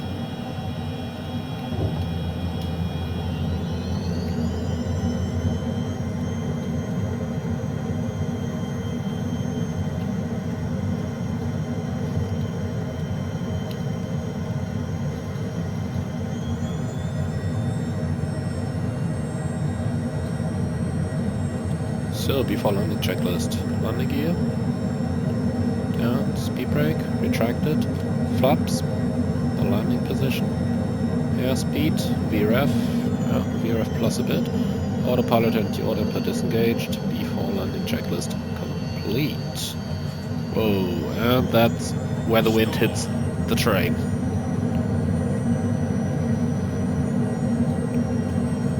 That's exactly why I wanted to carry a little bit of extra airspeed. Because with these mountains around, and a wind as strong as this can be a very turbulent approach.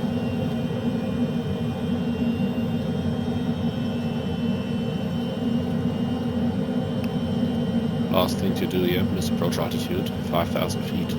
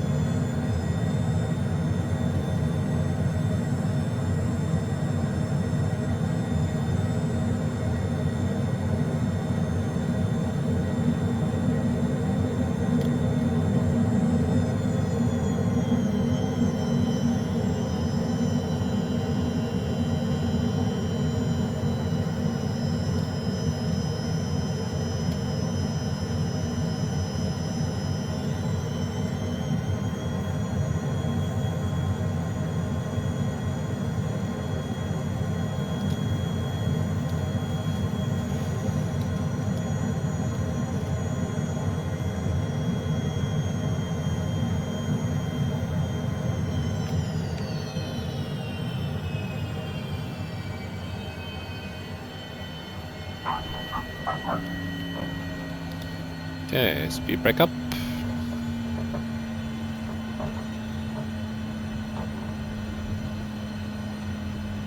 So I believe we've got a taxi like all the way to the end of the runway.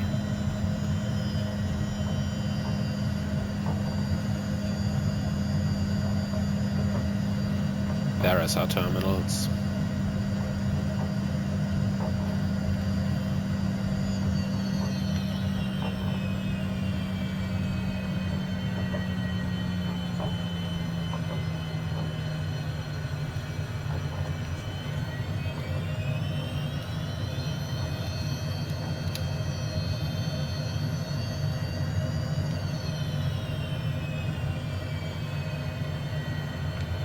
So, here we are. Welcome to Narsarsuaq.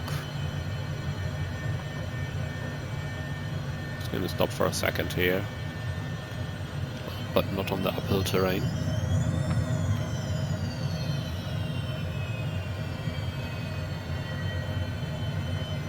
Alright, just gonna stop here for a second in order to do the checklist.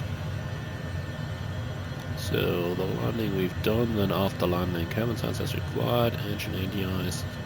Off, speed brakes, retracted, flaps, up, and the trim into the green band. After landing checklist complete.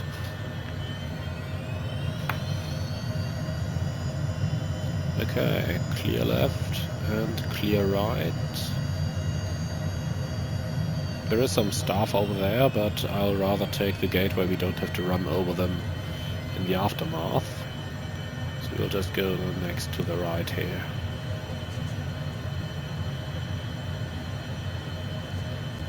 Pretty much like this.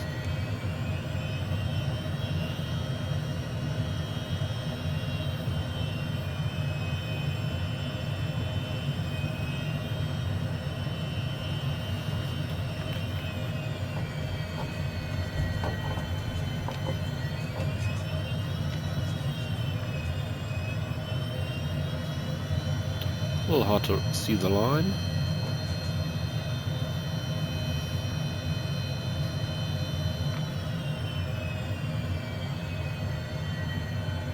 Alright, here we are. So, shutdown checklist. Park and brake. Set, wheel chocks. Well, installed. Engine ADIs. Off, external power as desired. Thrust levers, cut off.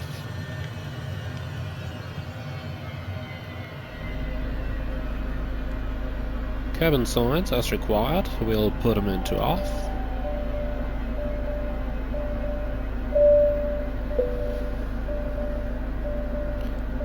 And oxygen supply, pull off, park and brake. Oh, you'll stay set. Battery. And battery off. Alright, so that is number 2 done. So while we are going to refuel the airplane, let's actually head out and do the walk around. So the refuelers are here and are doing their job. In the meantime, for us, it's time to head out and have a close look at the aircraft and its model. The fly exclusive part here is from the livery, so don't be surprised if you don't see that on your plane. Looking at the pitot probes over here, there's some nice detail with the different coloring, because that actually happens on the real probes when they are constantly heated. Landing gear, got a bit of detail here.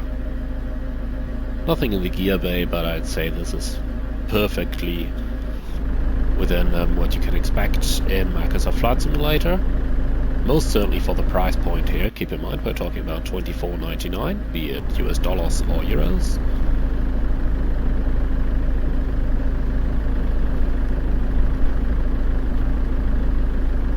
The airplane's still straight. We have not bent the wings yet. That's always a good sign after my first couple of landings. The other inside probes as well. Once again,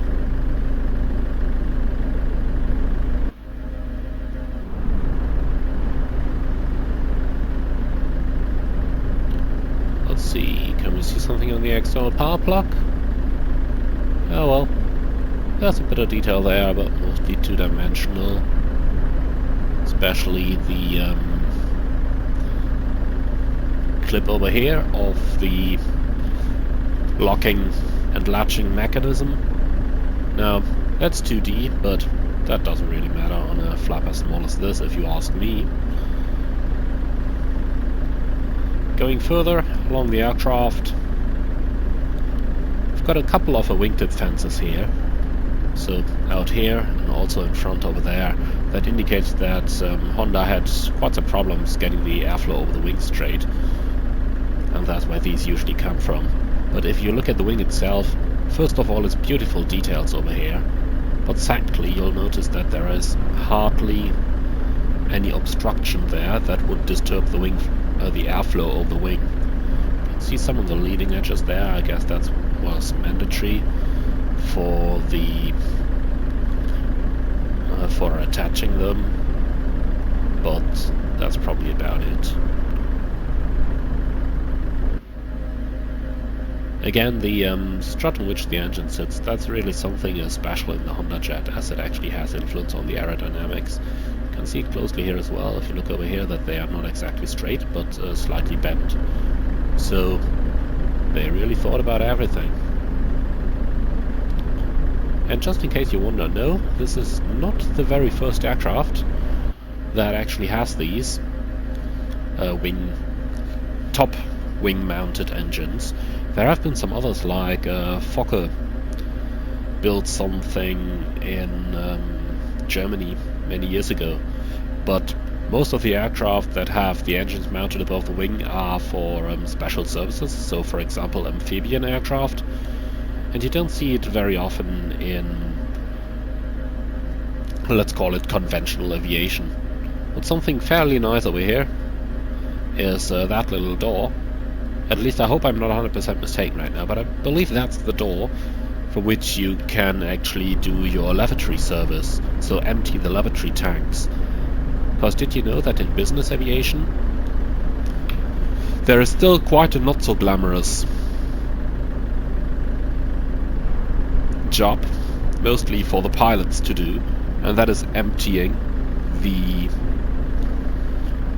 basket beneath the toilet on every turnaround and carrying the contents in whichever containment you have through the cabin, out the front door to dispose of them. Honda is one of the few business jet manufacturers of aircraft of this size that actually offers an option to drain them right from the aircraft's tail. Now over here, I'm fairly well surprised to see we even have three-dimensional details on the refueling panel. So press switch on prior to refueling, switch will power off after 15 minutes. So I guess that's this switch then. But, well, that is not modeled in 3D, that would have been too nice. Anyway. Moving on, this is our speed brake. Keep clear speed brake panel. And those have to be pretty effective. We're going to try it on the next flight. Maybe even on a separate video taking this plane into maybe Sion or London City. We'll see about that when we get there. But overall, we can see good amount of details. Let's see what happens when we're trying to trim right now, but nothing, we don't have power. Okay. Would have been nice to see those panels moving, but without power. The aircraft is equipped with an electrical trimmer, so that's no surprise. Once again, note the details. When you get very close up, you can see how the textures start getting a little blurry. But in my opinion, getting this close up is already quite insane.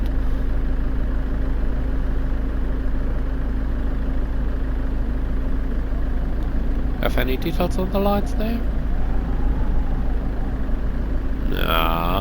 Yes we do. Okay, we actually do. That's nice.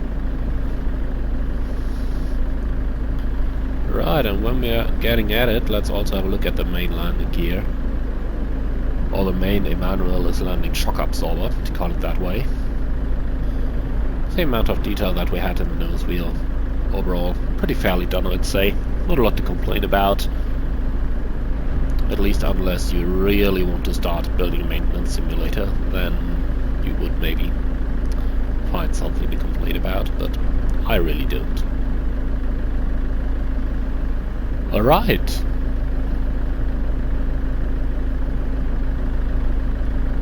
So this is pretty much the aircraft walk-around. Then let's get back inside and let's start actually setting up for our next sector towards Iceland.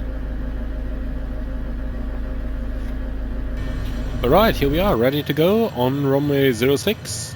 The wind is coming from straight ahead at about 22 knots, so it is going to be a little bit interesting takeoff, most certainly because of the high terrain surrounding the runway.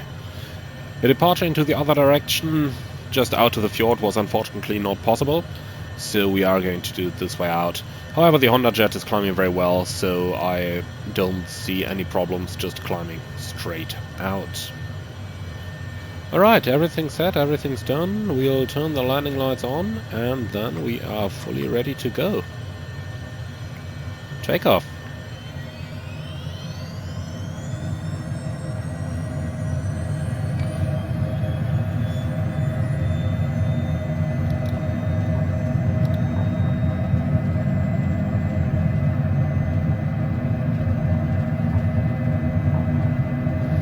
You can feel how the wind is blowing and how the gusts are hitting the aircraft here. Not very easy control, but then again, V1 and rotate. Gear up.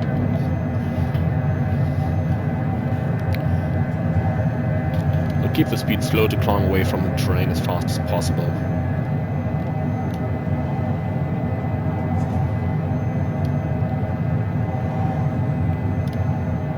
Now you can really feel the weight of the airplane, or the lack thereof, as you can see how easily the airplane is being blown around by the wind.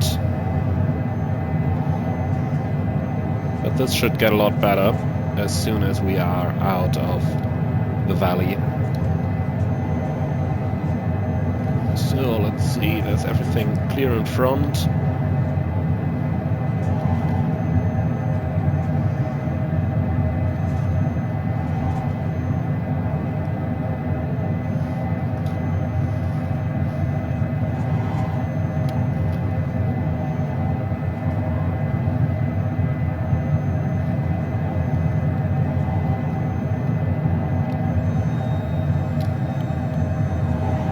Max continuous thrust is set.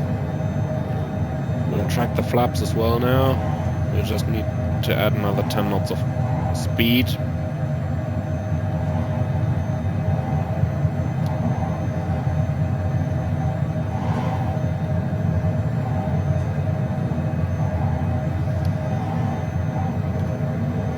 I mean, this is pretty extreme conditions. The wind is varying by some 30 degrees here and gusting up 55 knots. So when an airplane is lightweight as this, that's not exactly easy to go for.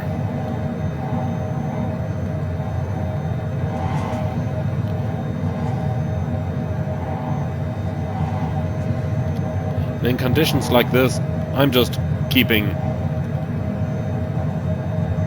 keep hand flying the aircraft because I wouldn't want to engage an autopilot in conditions like these. Not in the 737 and not in other types as well. But we should be out of it pretty soon. Let's dial the altitude up higher. We definitely want to keep climbing.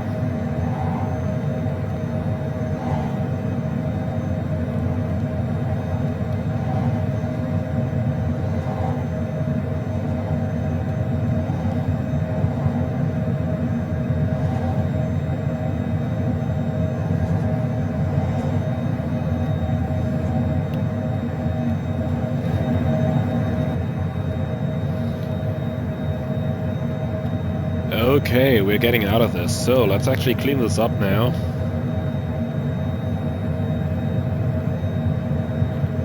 Heading select, flight level change. Actually dial the altitude up higher, we want to keep climbing. So flight level change, autopilot.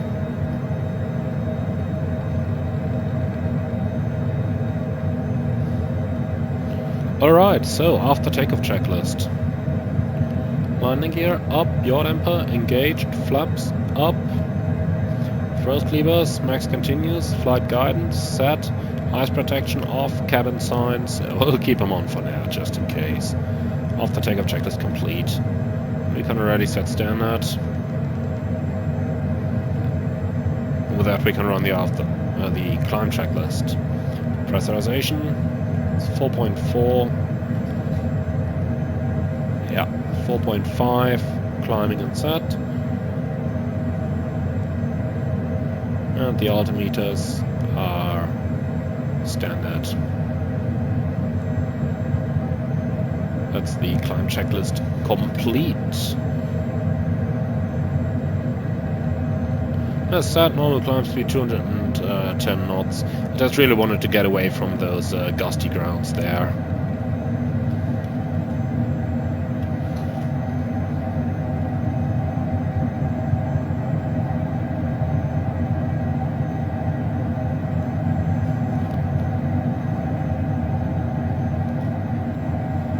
Alright, so that's about it. We'll see you all on the approach to Reykjavik.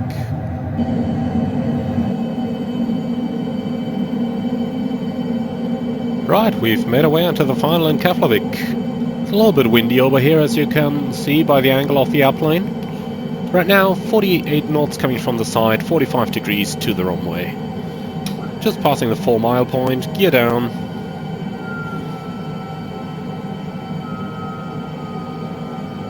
And we are once again going to have some fun landing this airplane, this time with a little bit of crosswind too. So, landing flaps, and the landing checklist. Landing gear, down, speed brake, retracted, flaps, the landing position, airspeed, keep it slightly above, and we'll disengage in a moment. So, that's our before landing checklist complete. 115 knots sounds good. Then we'll have to hope that we'll actually be able to see our runway on the final approach.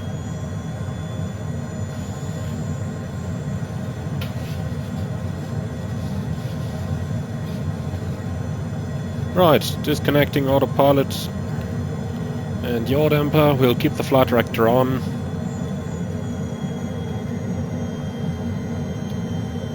And then we'll just hope that we're actually going to be able to see something.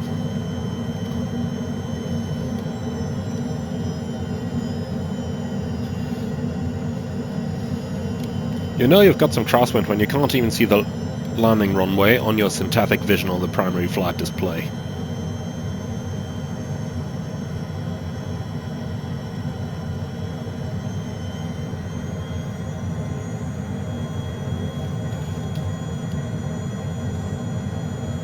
Can we see it anyhow?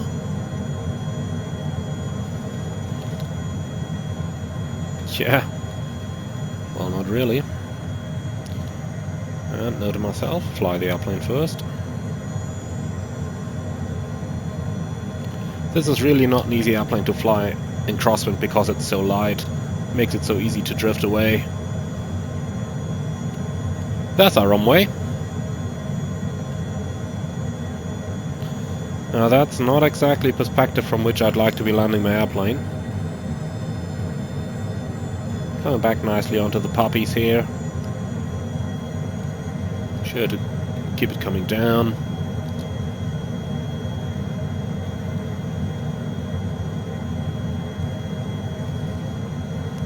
Now that's going to be fun controlling this thing once the main wheels are down.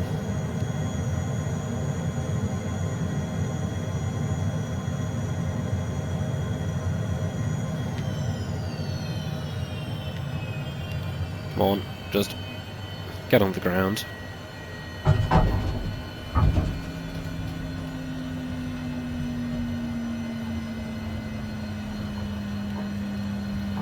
And here we are.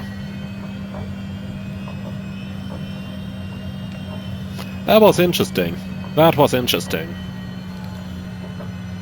Okay, we'll vacate to the right. That's where the general aviation buildings are at Keflavik Airport.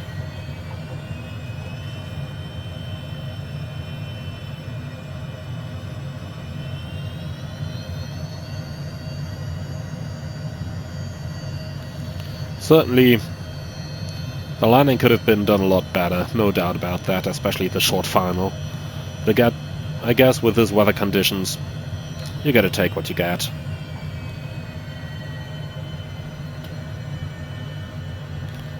Right, so the landing stuff here is complete. Let's do the after landing checklist. Signs on, anti-ice. What's the temperature? 15, okay. Don't need anti-ice. Speed brake, retracted. Flaps up. And trims into the green band. That's the after landing checklist complete.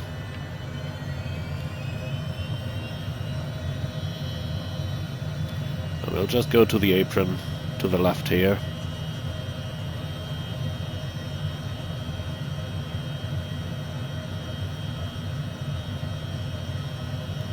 We'll just pick a nice spot in front of the hangar here to pick up some fuel, and then we'll make our final sector towards Farnborough.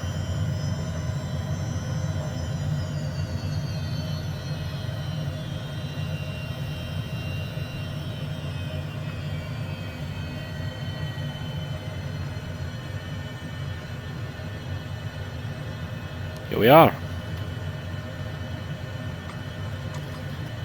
Right, brake set, so shutdown checklist. Park and brake set, chocks installed, engine anti-ice off, external power off, thrust levers.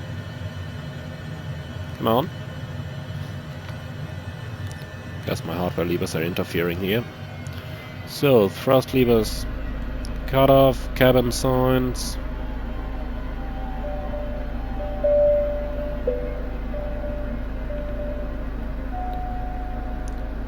They're off, oxygen supply off, park and brake. We'll keep it set, and the battery can go off.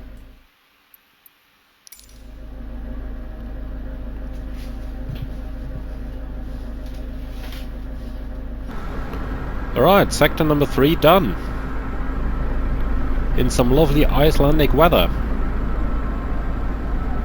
And is it just me, or is the building flying over here? Yeah, that building is flying. Lovely.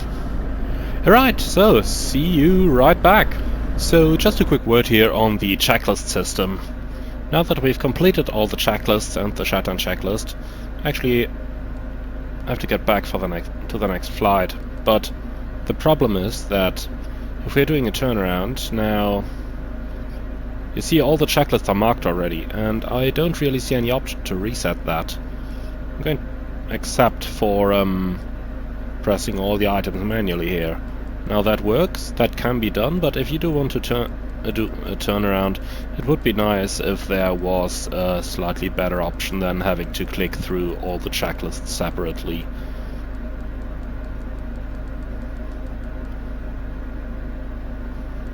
You see it is a little annoying here and does take half a minute. So here we are, all the checklists are prepared again for our departure. Alright everyone, we are all set to go. We have entered our flight plan from Keflavik to Farnborough and the aircraft is fully set up. Let's go ahead with the starting engines checklist and then we'll make our way. So, passenger briefing complete, rudder pedals adjusted, seats and seat belts adjusted, doors... Actually, did we close our doors? Yes, we did. It's only the external power latch that's still open. Closed, park and brake set, CAS messages. That is over here, and that's all associated with our condition of flight, or rather condition of standing.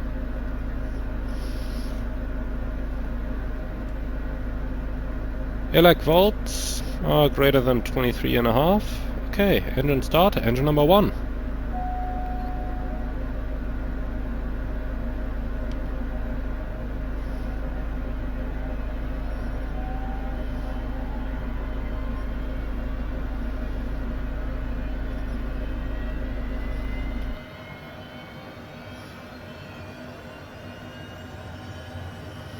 And once more, because it is such a fun to do. Number 2.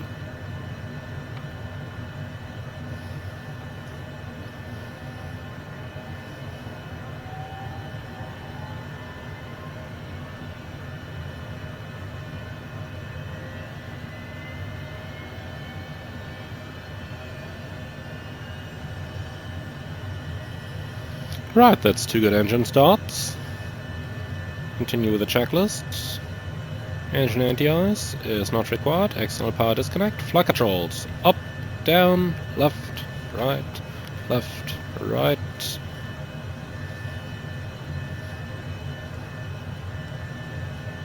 And let's go ahead before taxi checks. Wing anti-ice. Not required off. Transponder code 2000. Flight ID confirmed. Flight plan. Enter navigation source. FMS. Altimeters. 997. Flaps. Set for takeoff. Speed brakes. Check, then retracted. By the way, speed brakes, now that we're talking about it, I have to show you the speed brake at least once. As I said earlier, speed brakes are hidden in the tail cone of the airplane, and this is what they look like.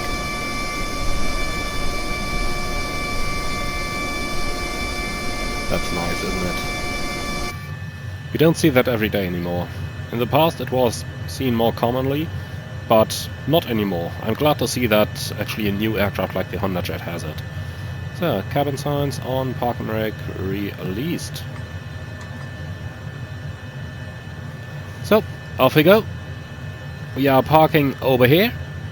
So the way to the runway 01 is actually not too far.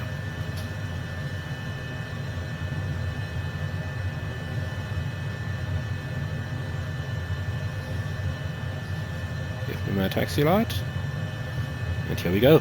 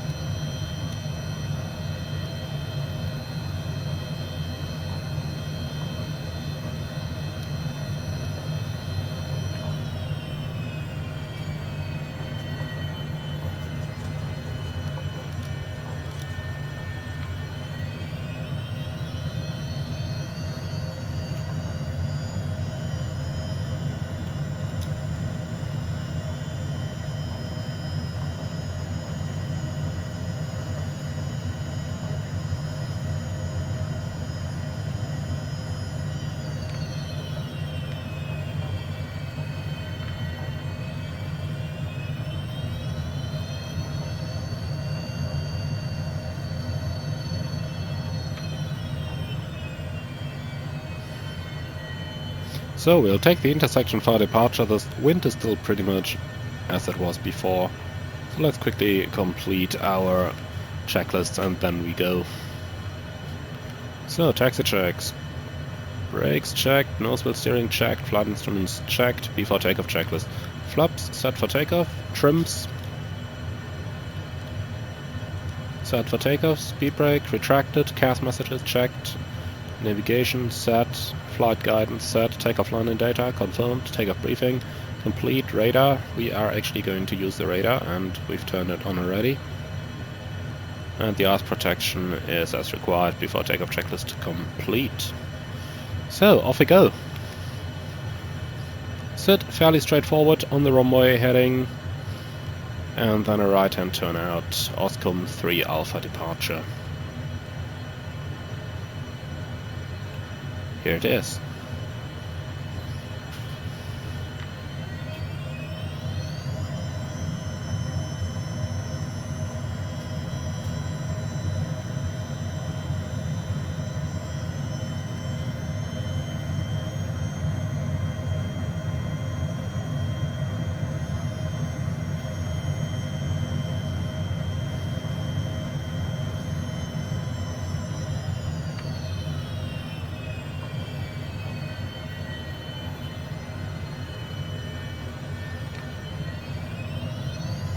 So we'll take about as much runway as we can reasonably get from here.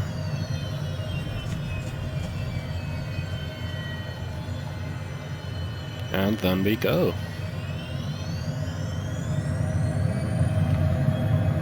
Set takeoff thrust.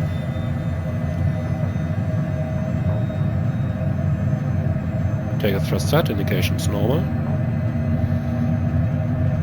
80 knots. Is that rain actually flowing downwards? On the window? Looks like it. V1, rotate.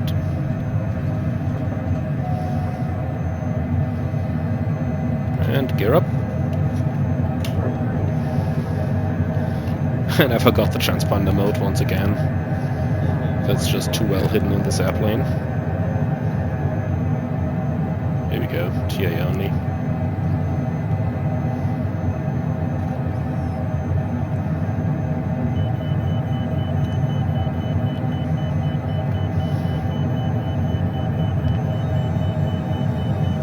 MCT is set. Nav, level change, autopilot, yaw damper. Ooh, that's quite a pitch down. And we can accelerate all the way 210 knots. Flaps up.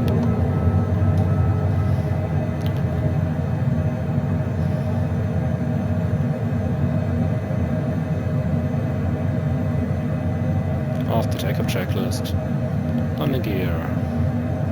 Up, yaw damper, engaged, flaps up, thrust, levers, MCT, flight guidance set, ice protection as required, cabin signs as required, after takeoff checklist complete.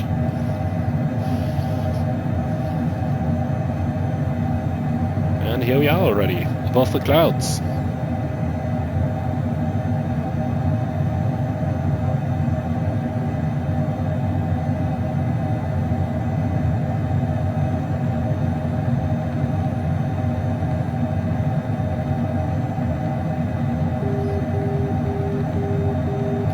Cruising at flight level 410 once again.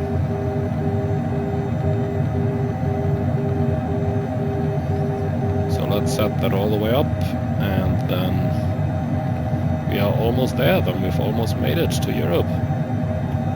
410 set. Set standard.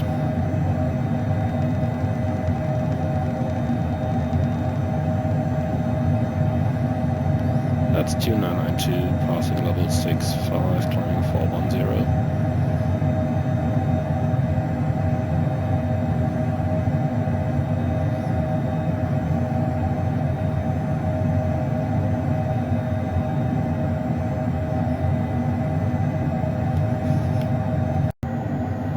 So, welcome back. We have reached northern Scotland. So from here on, it's not going to be too long until we can start our preparations into Farnborough, but I just want to take the opportunity to enjoy the marvelous views in Microsoft Flight Simulator once again.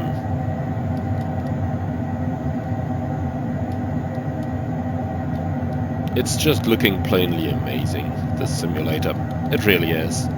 And I'm going to take the opportunity here, take a time lapse, and just enjoy the sunset, see what things are going to look like, and then we'll be back later on with the detailed approach preparation and briefing for arrival into Farnborough.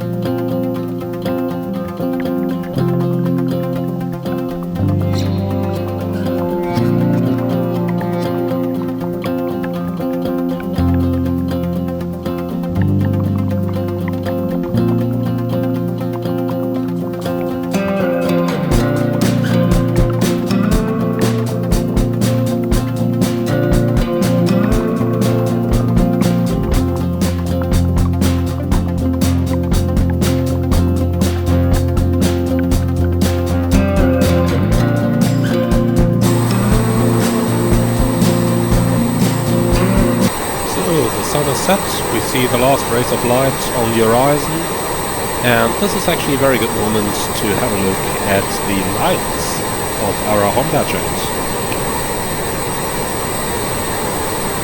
But before we start, let's just enjoy this marvelous view of the last rays of light in Microsoft Flight Simulator. Enjoy the silhouette of our Hondajet as we are currently crossing the border between Scotland and Great Britain. Sorry, Scotland and England.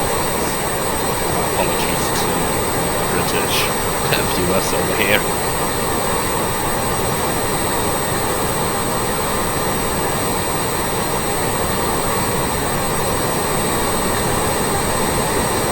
That's Newcastle over there. Already slowly see the light of Manchester at the horizon. And the flight is not too long anymore. Going back into the flight deck, just approaching Lakey over here. And the first thing you'll notice is that the backlight has automatically turned on. A lot of that is actually automated, so is the brightness of our main displays over here.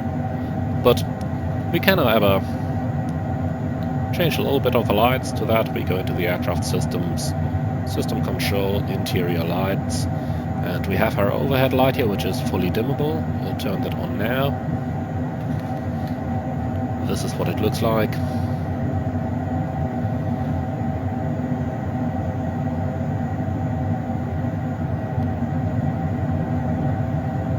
It's giving the flight deck a nice and bright appearance here. So if you are doing a long overnight flight, or if your client happens to be up for a nightly ride through half of Europe, then this might be a good idea to prevent you from falling asleep. The light is fully dimmable, you can see it over here. You can set it all to your liking. Maybe for simulation purposes it's a good idea to put it on just slightly, just to be able to see where all the buttons are on the autopilot panel, or you can just put it all the way up. Apart from that, we have pilot's footwell light, co-pilot's footwell light, and of course the seatbelt and no smoking signs. And that's about all we have. That's how simplified the light controls in the Hondajet really are.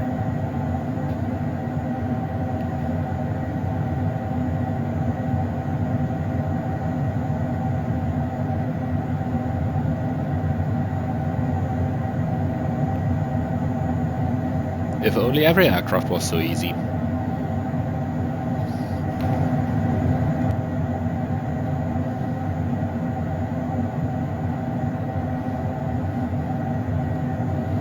Alright, welcome back.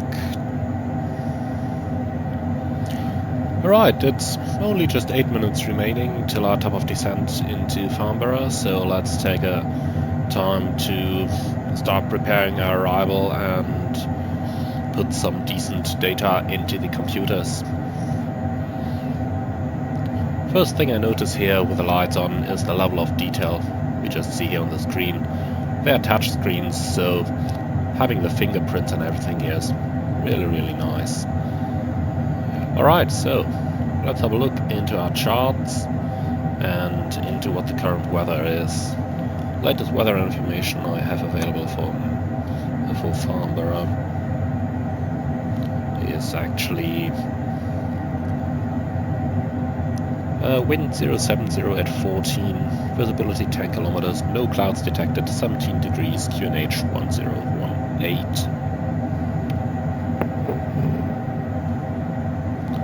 Alright, so here's our airport chart. It's a runway 06 in Farnborough, and it's 2,440 meters long. We'll have to vacate it to the left, and we'll be parking on West Apron 1 over here. So, quick look into the parking chart over here. These are all the different parking areas, so I don't quite know where we are going to park yet, but it's going to be one of those for sure. Alright, let's have another look into the arrivals. We have planned for the Compton 1 Papa RNAV arrival. That is on a chart over here, which is basically speed 250 below flight level 100. It's an RNAV arrival, and it's going from Compton with a maximum speed of 250 knots towards Hankey, maximum 210, and then with a right hand turn to Pappas at flight level 80. I'll put the 80 restriction in at Pappas.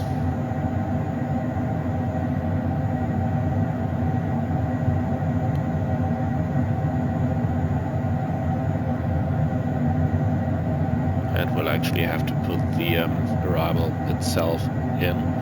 So let's start with that. Compton 1 Papa arrival, Compton Hankey Pappas, load. And here we are, Compton. Ah, the flight plan desynchronized itself. Okay. Well, if that's what it is, then that's what it is. This happens sometimes with the working title G3000. So what we've got to do now, we'll match the heading. Go to heading select. We're inbound Barton. We got to remember that. Well, actually, we're on a straight line towards Honeylay. So flight plan options, delete flight plan, okay. Now we'll probably near Kilo Foxtrot. We'll quickly re-enter the most important stuff here. Echo Golf Lima Foxtrot. And we said we are inbound to Honeylay, Hotel Oscar November. And it's gonna be this one. So the first thing we gotta do, direct to Honeylay, activate. So now we've got navigation available once again. And back into FMS mode. And from here we will then insert arrival once again. That unfortunately happens from time to time in the working title G3000. Again, this is not a bug with the Hondajet, but something with the working title aircraft. Alright, procedure, arrival. We go for the Compton 1 Papa. Load. And flight plan Honeylay direct to activate. That's a little bit annoying from time to time, but at least you now see how you can solve this in case you encounter it. We're going to load the ILS approach for runway 06. I see it doing it again, trying to turn slightly off track here, and it desynchronized the flight plan. Good job! Alright, anyway, I don't mind. Activate direct to Honeylay, and we're just going to keep it like this now. So, the star is missing. Well, we'll have to live with it, unfortunately. Not a lot we can do about it here.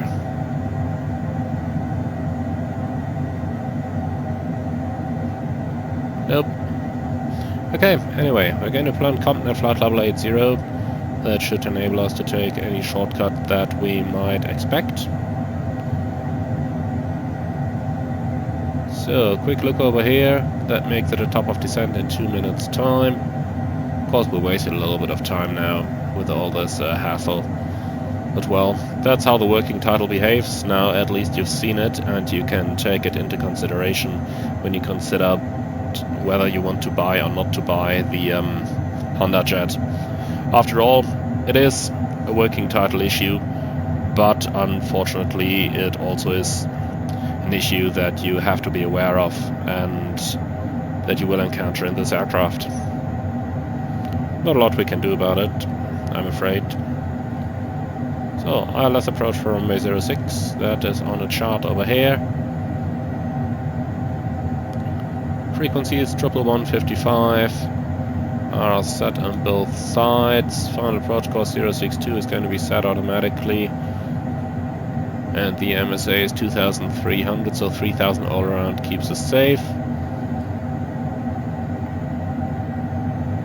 If you wonder what these long dashed lines are, it says down here radio communication failure procedure. So in case we have a radio communication failure, we'll have to proceed all the way to Pappas and then via these tracks over here. But today we are going to get radar vectors after VOR. Our approach starts at 6 miles, 2,500 feet. That is the one that we had in as well. The Fox 2,500. So that's in as well now. And finally, we're going down to a minimum of 430 feet. So 430 it is. Unfortunately, right now the aircraft does not have an option to actually set your minimums yet. So we'll start the descent here. VNAV is going to bring us down nicely. Make sure to reduce the thrust as you start the descent, because speed is going to increase. Keep in mind our auto throttle, if we want to call it like that, is actually just a device that's able to hold your cruise speed, but only your cruise speed. And also keep in mind that you cannot just pull the thrust levers to idle, you will have to add a little bit of thrust.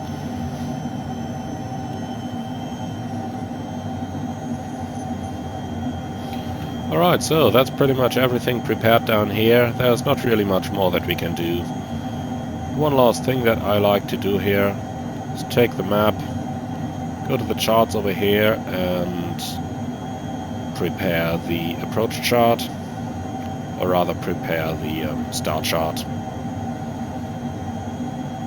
Alright, so that's pretty much all we need. Like this, we should also be able to read it. That pretty much concludes our preparation here. Of course we want to keep descending.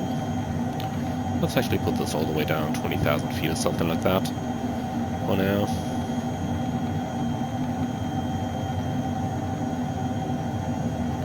Setting the altitude does take a little bit of time, but they have planned already on doing some more of the keyboard integrations, so when those are done, we'll hopefully be able to control the altitude a little bit faster.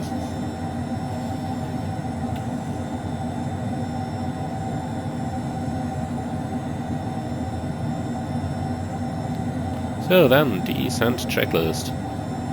Landing field elevation is 240 feet verified. Fortunately unable to set it at the moment. Engine anti-ice was definitely not required. And we'll stand by for the altimeters.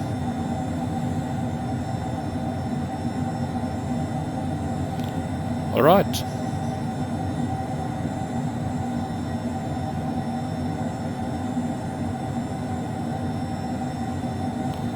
And last thing, we'll put the chart into the night mode. Okay, that pretty much concludes our setup.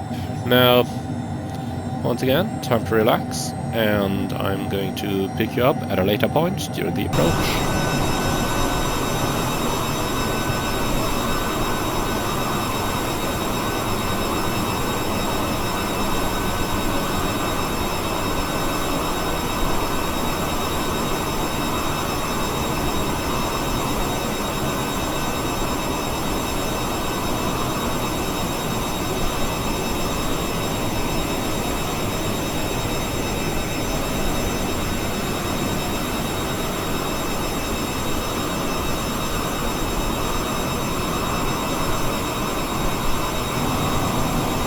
Welcome back, here we are, crossing flight level 100, descending level 80 in under VOR. We said we're going to take radar vectors from here, so that's what I'm going to do now. I'm going to heading select, and in the FMC we'll then insert a direct to the center fix for runway 06. So that's in now. Let's see what that's going to give us. Top of descent in 44 seconds, alright, so we'll just level it off at 80 and then take it from there. Also we can get our first look on the lights of London at the horizon over here.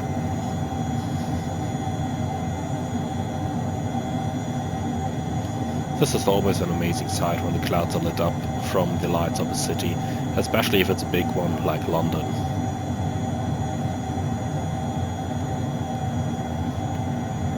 Alright, I'm going to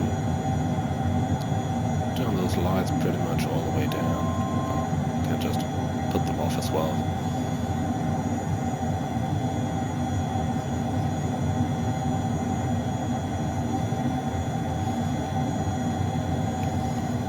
Keep the speed up high for now, 250 knots. It's been a long day after all.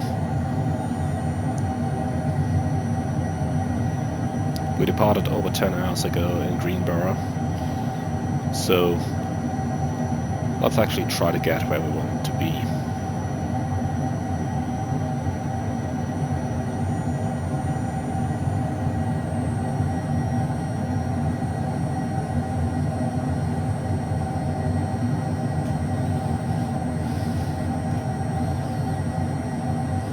Switch the nav to the ILS already, and then it's about time to get descending once again.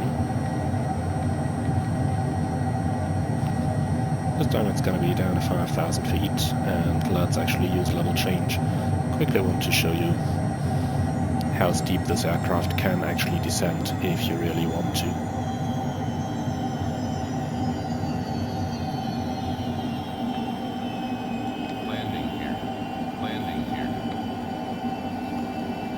So here you got it, 3,900 feet a minute. Now I'm pulling the speed brake.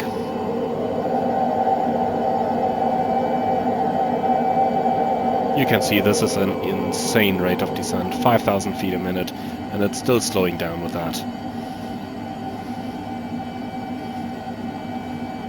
Right, going down to 3,000. We'll actually start reducing our airspeed now. 210 knots. And it captured already, so once again, level change, 210.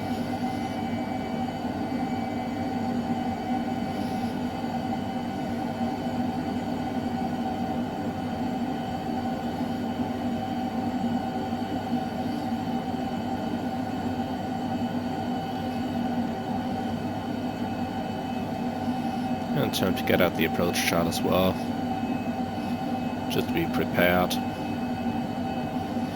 And finally, what I like to do on the left side is to prepare the airport chart, because then you can easily just switch this to the full screen mode by the time you're vacating the runway, and then you'll have the airport chart ready when you need it.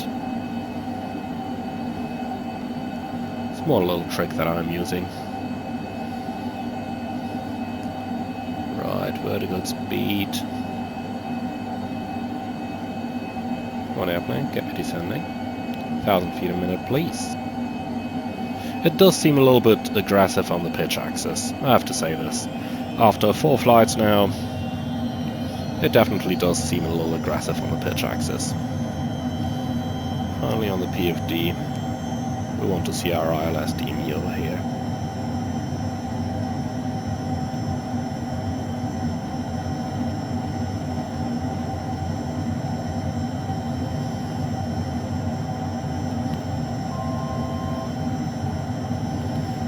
So, let's quickly complete the descent checklist. Altimeter's 1018. That's the descent checklist complete. Next up is the approach checklist. Seats and signs, adjusted and secure. Passenger briefing complete. Cabin signs are on. Avionics set. Landing data. We'll quickly recheck that. So, performance, speed box, landing, get from simulator, all on. So, landing data is set and confirmed. Cast messages, checked, approach briefing complete, and we'll stand by shortly for the flaps.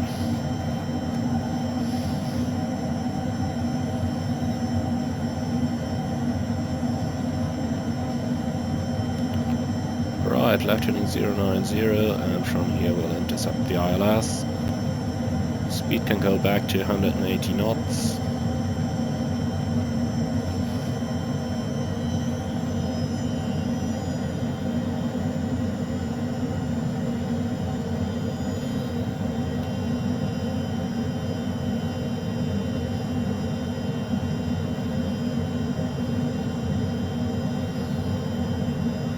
Looks like I have to go right again by 10 degrees. That turn might have been a bit early.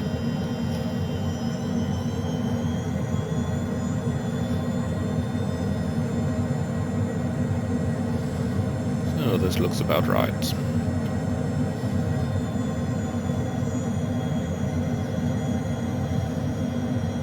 Fly slope alive. So, flaps 1. Approach mode armed, localizer captured, glide slope capture.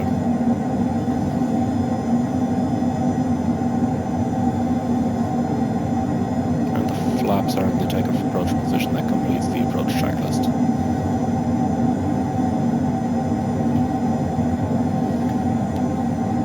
Right, established on the ILS.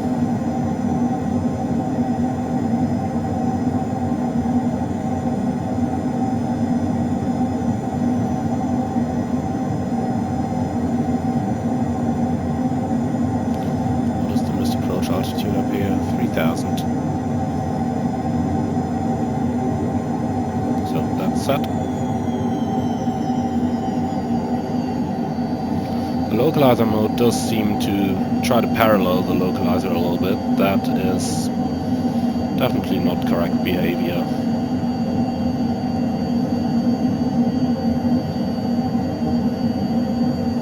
But here the localizer is slowly coming alive.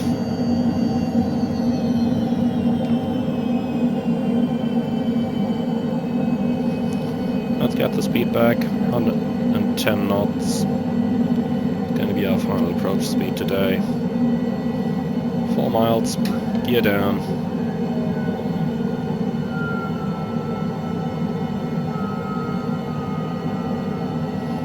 Under 50 knots, landing flaps.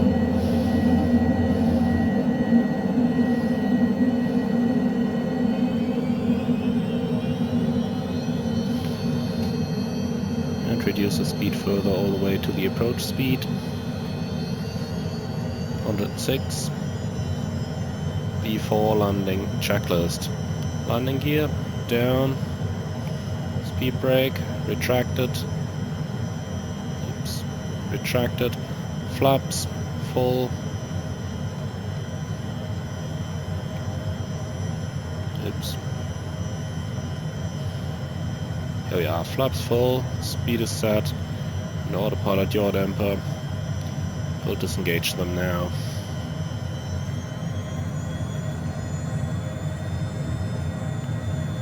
Just want to show you real quick that it can fly the ILS once it's properly established on it.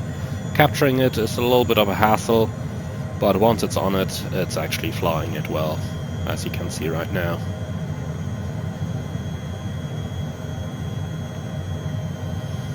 Alright, that's all we wanted to see, so...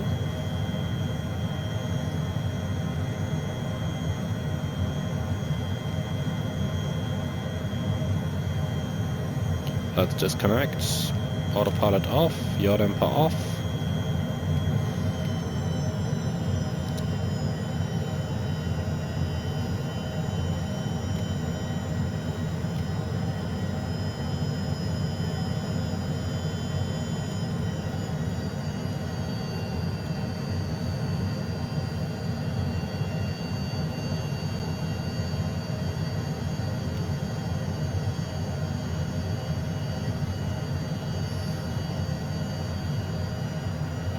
Alright, we'll go by the puppy now.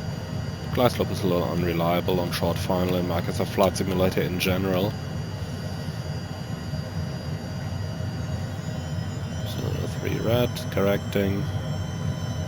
Too wide, too red. Over the wrong way. Disregard puppies.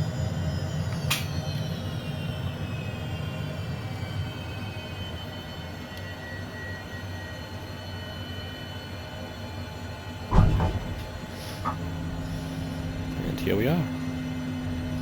Welcome to London Farnborough.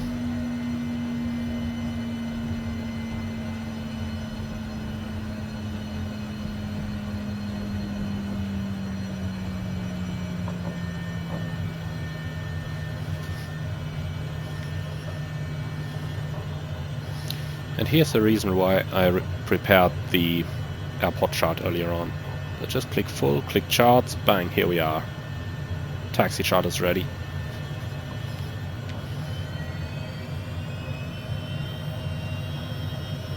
That's about as easy as it gets, isn't it?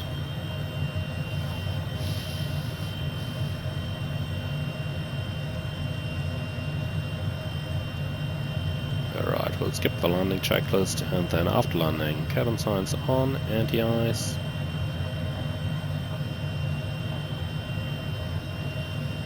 Definitely going off, speed brake, retracted, flaps, set them to up now, and the trim is already in the green band.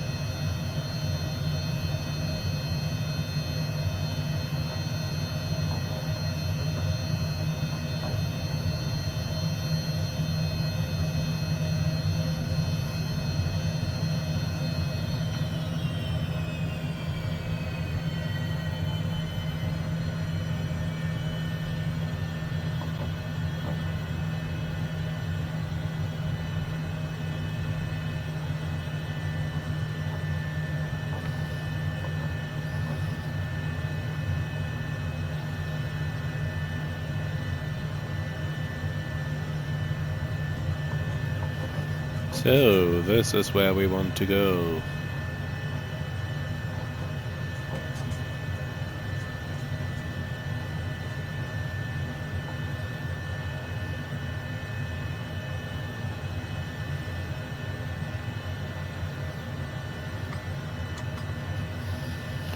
Let's get some lights on real quick.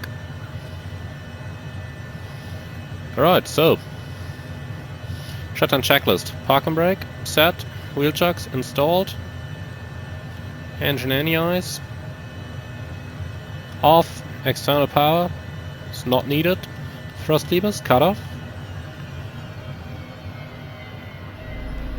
Cabin signs. We'll put them off.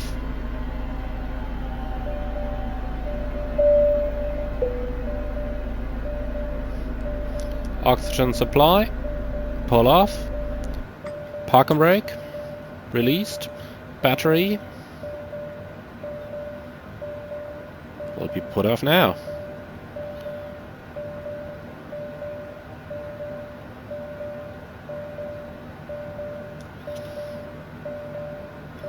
at least so in a second. Let me just set this again for just a split second.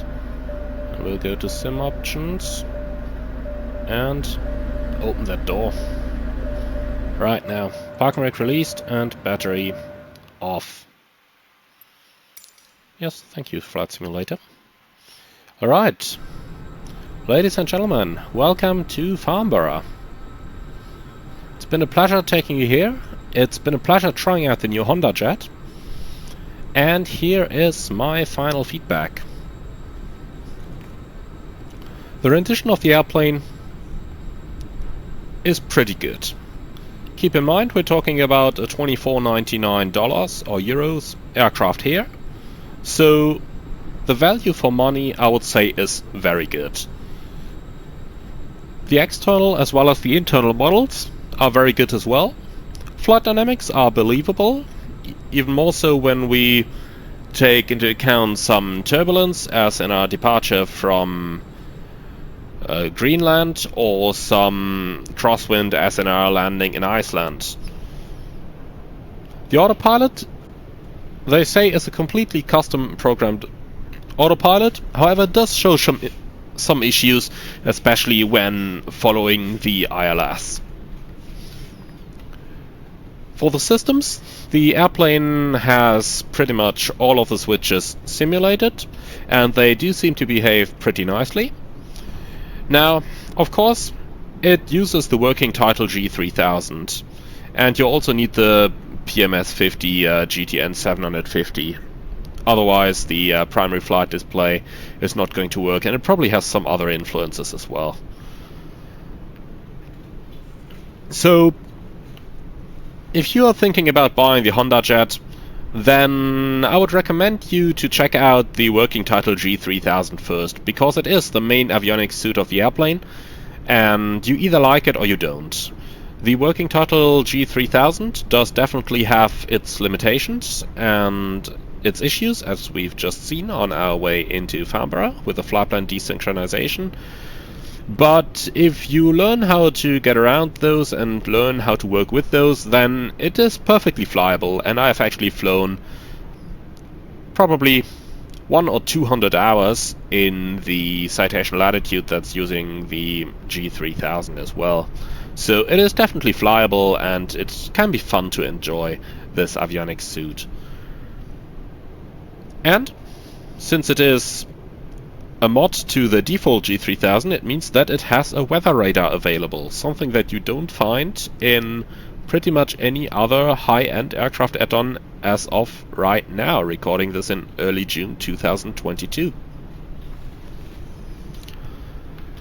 If you don't have the working title G3000, it's still going to work, but with a simplified Asobo version, so I can definitely recommend getting the working title mod for the G3000.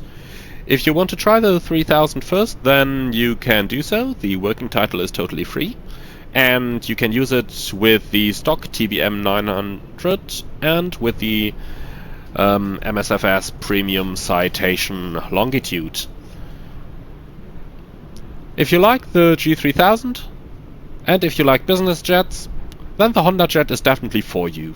And for $24.99, I can wholeheartedly recommend this aircraft as a very good airplane, and especially at a very good price point, seeing the amount of features that you're getting with this. If you don't like the G3000, then the Hondajet is probably not for you, as the 3000 is the main avionics suite of this aircraft, and there is no way around using it when you want to fly the Hondajet. Apart from that, it looks good, it flies good. The sounds can use a little bit of improvement, as I've shown earlier on here in the cruise flight. No spatial sound, no wind sound, but who knows, maybe those are still to come. We surely hope so. So, tell me, if you decided to get the Hondajet, how do you like it? Leave a comment, subscribe to the channel if you haven't done so yet, and if you really like my videos, I would appreciate a small donation through the Buy Me a Coffee link in the signature, or maybe consider becoming a Patreon if you want to support the channel over a long time. Thank you very much for joining, I hope that you have enjoyed this, and I'm looking forward to see you all in the virtual skies, be it with the 737, with the A320, or maybe with a Hondajet.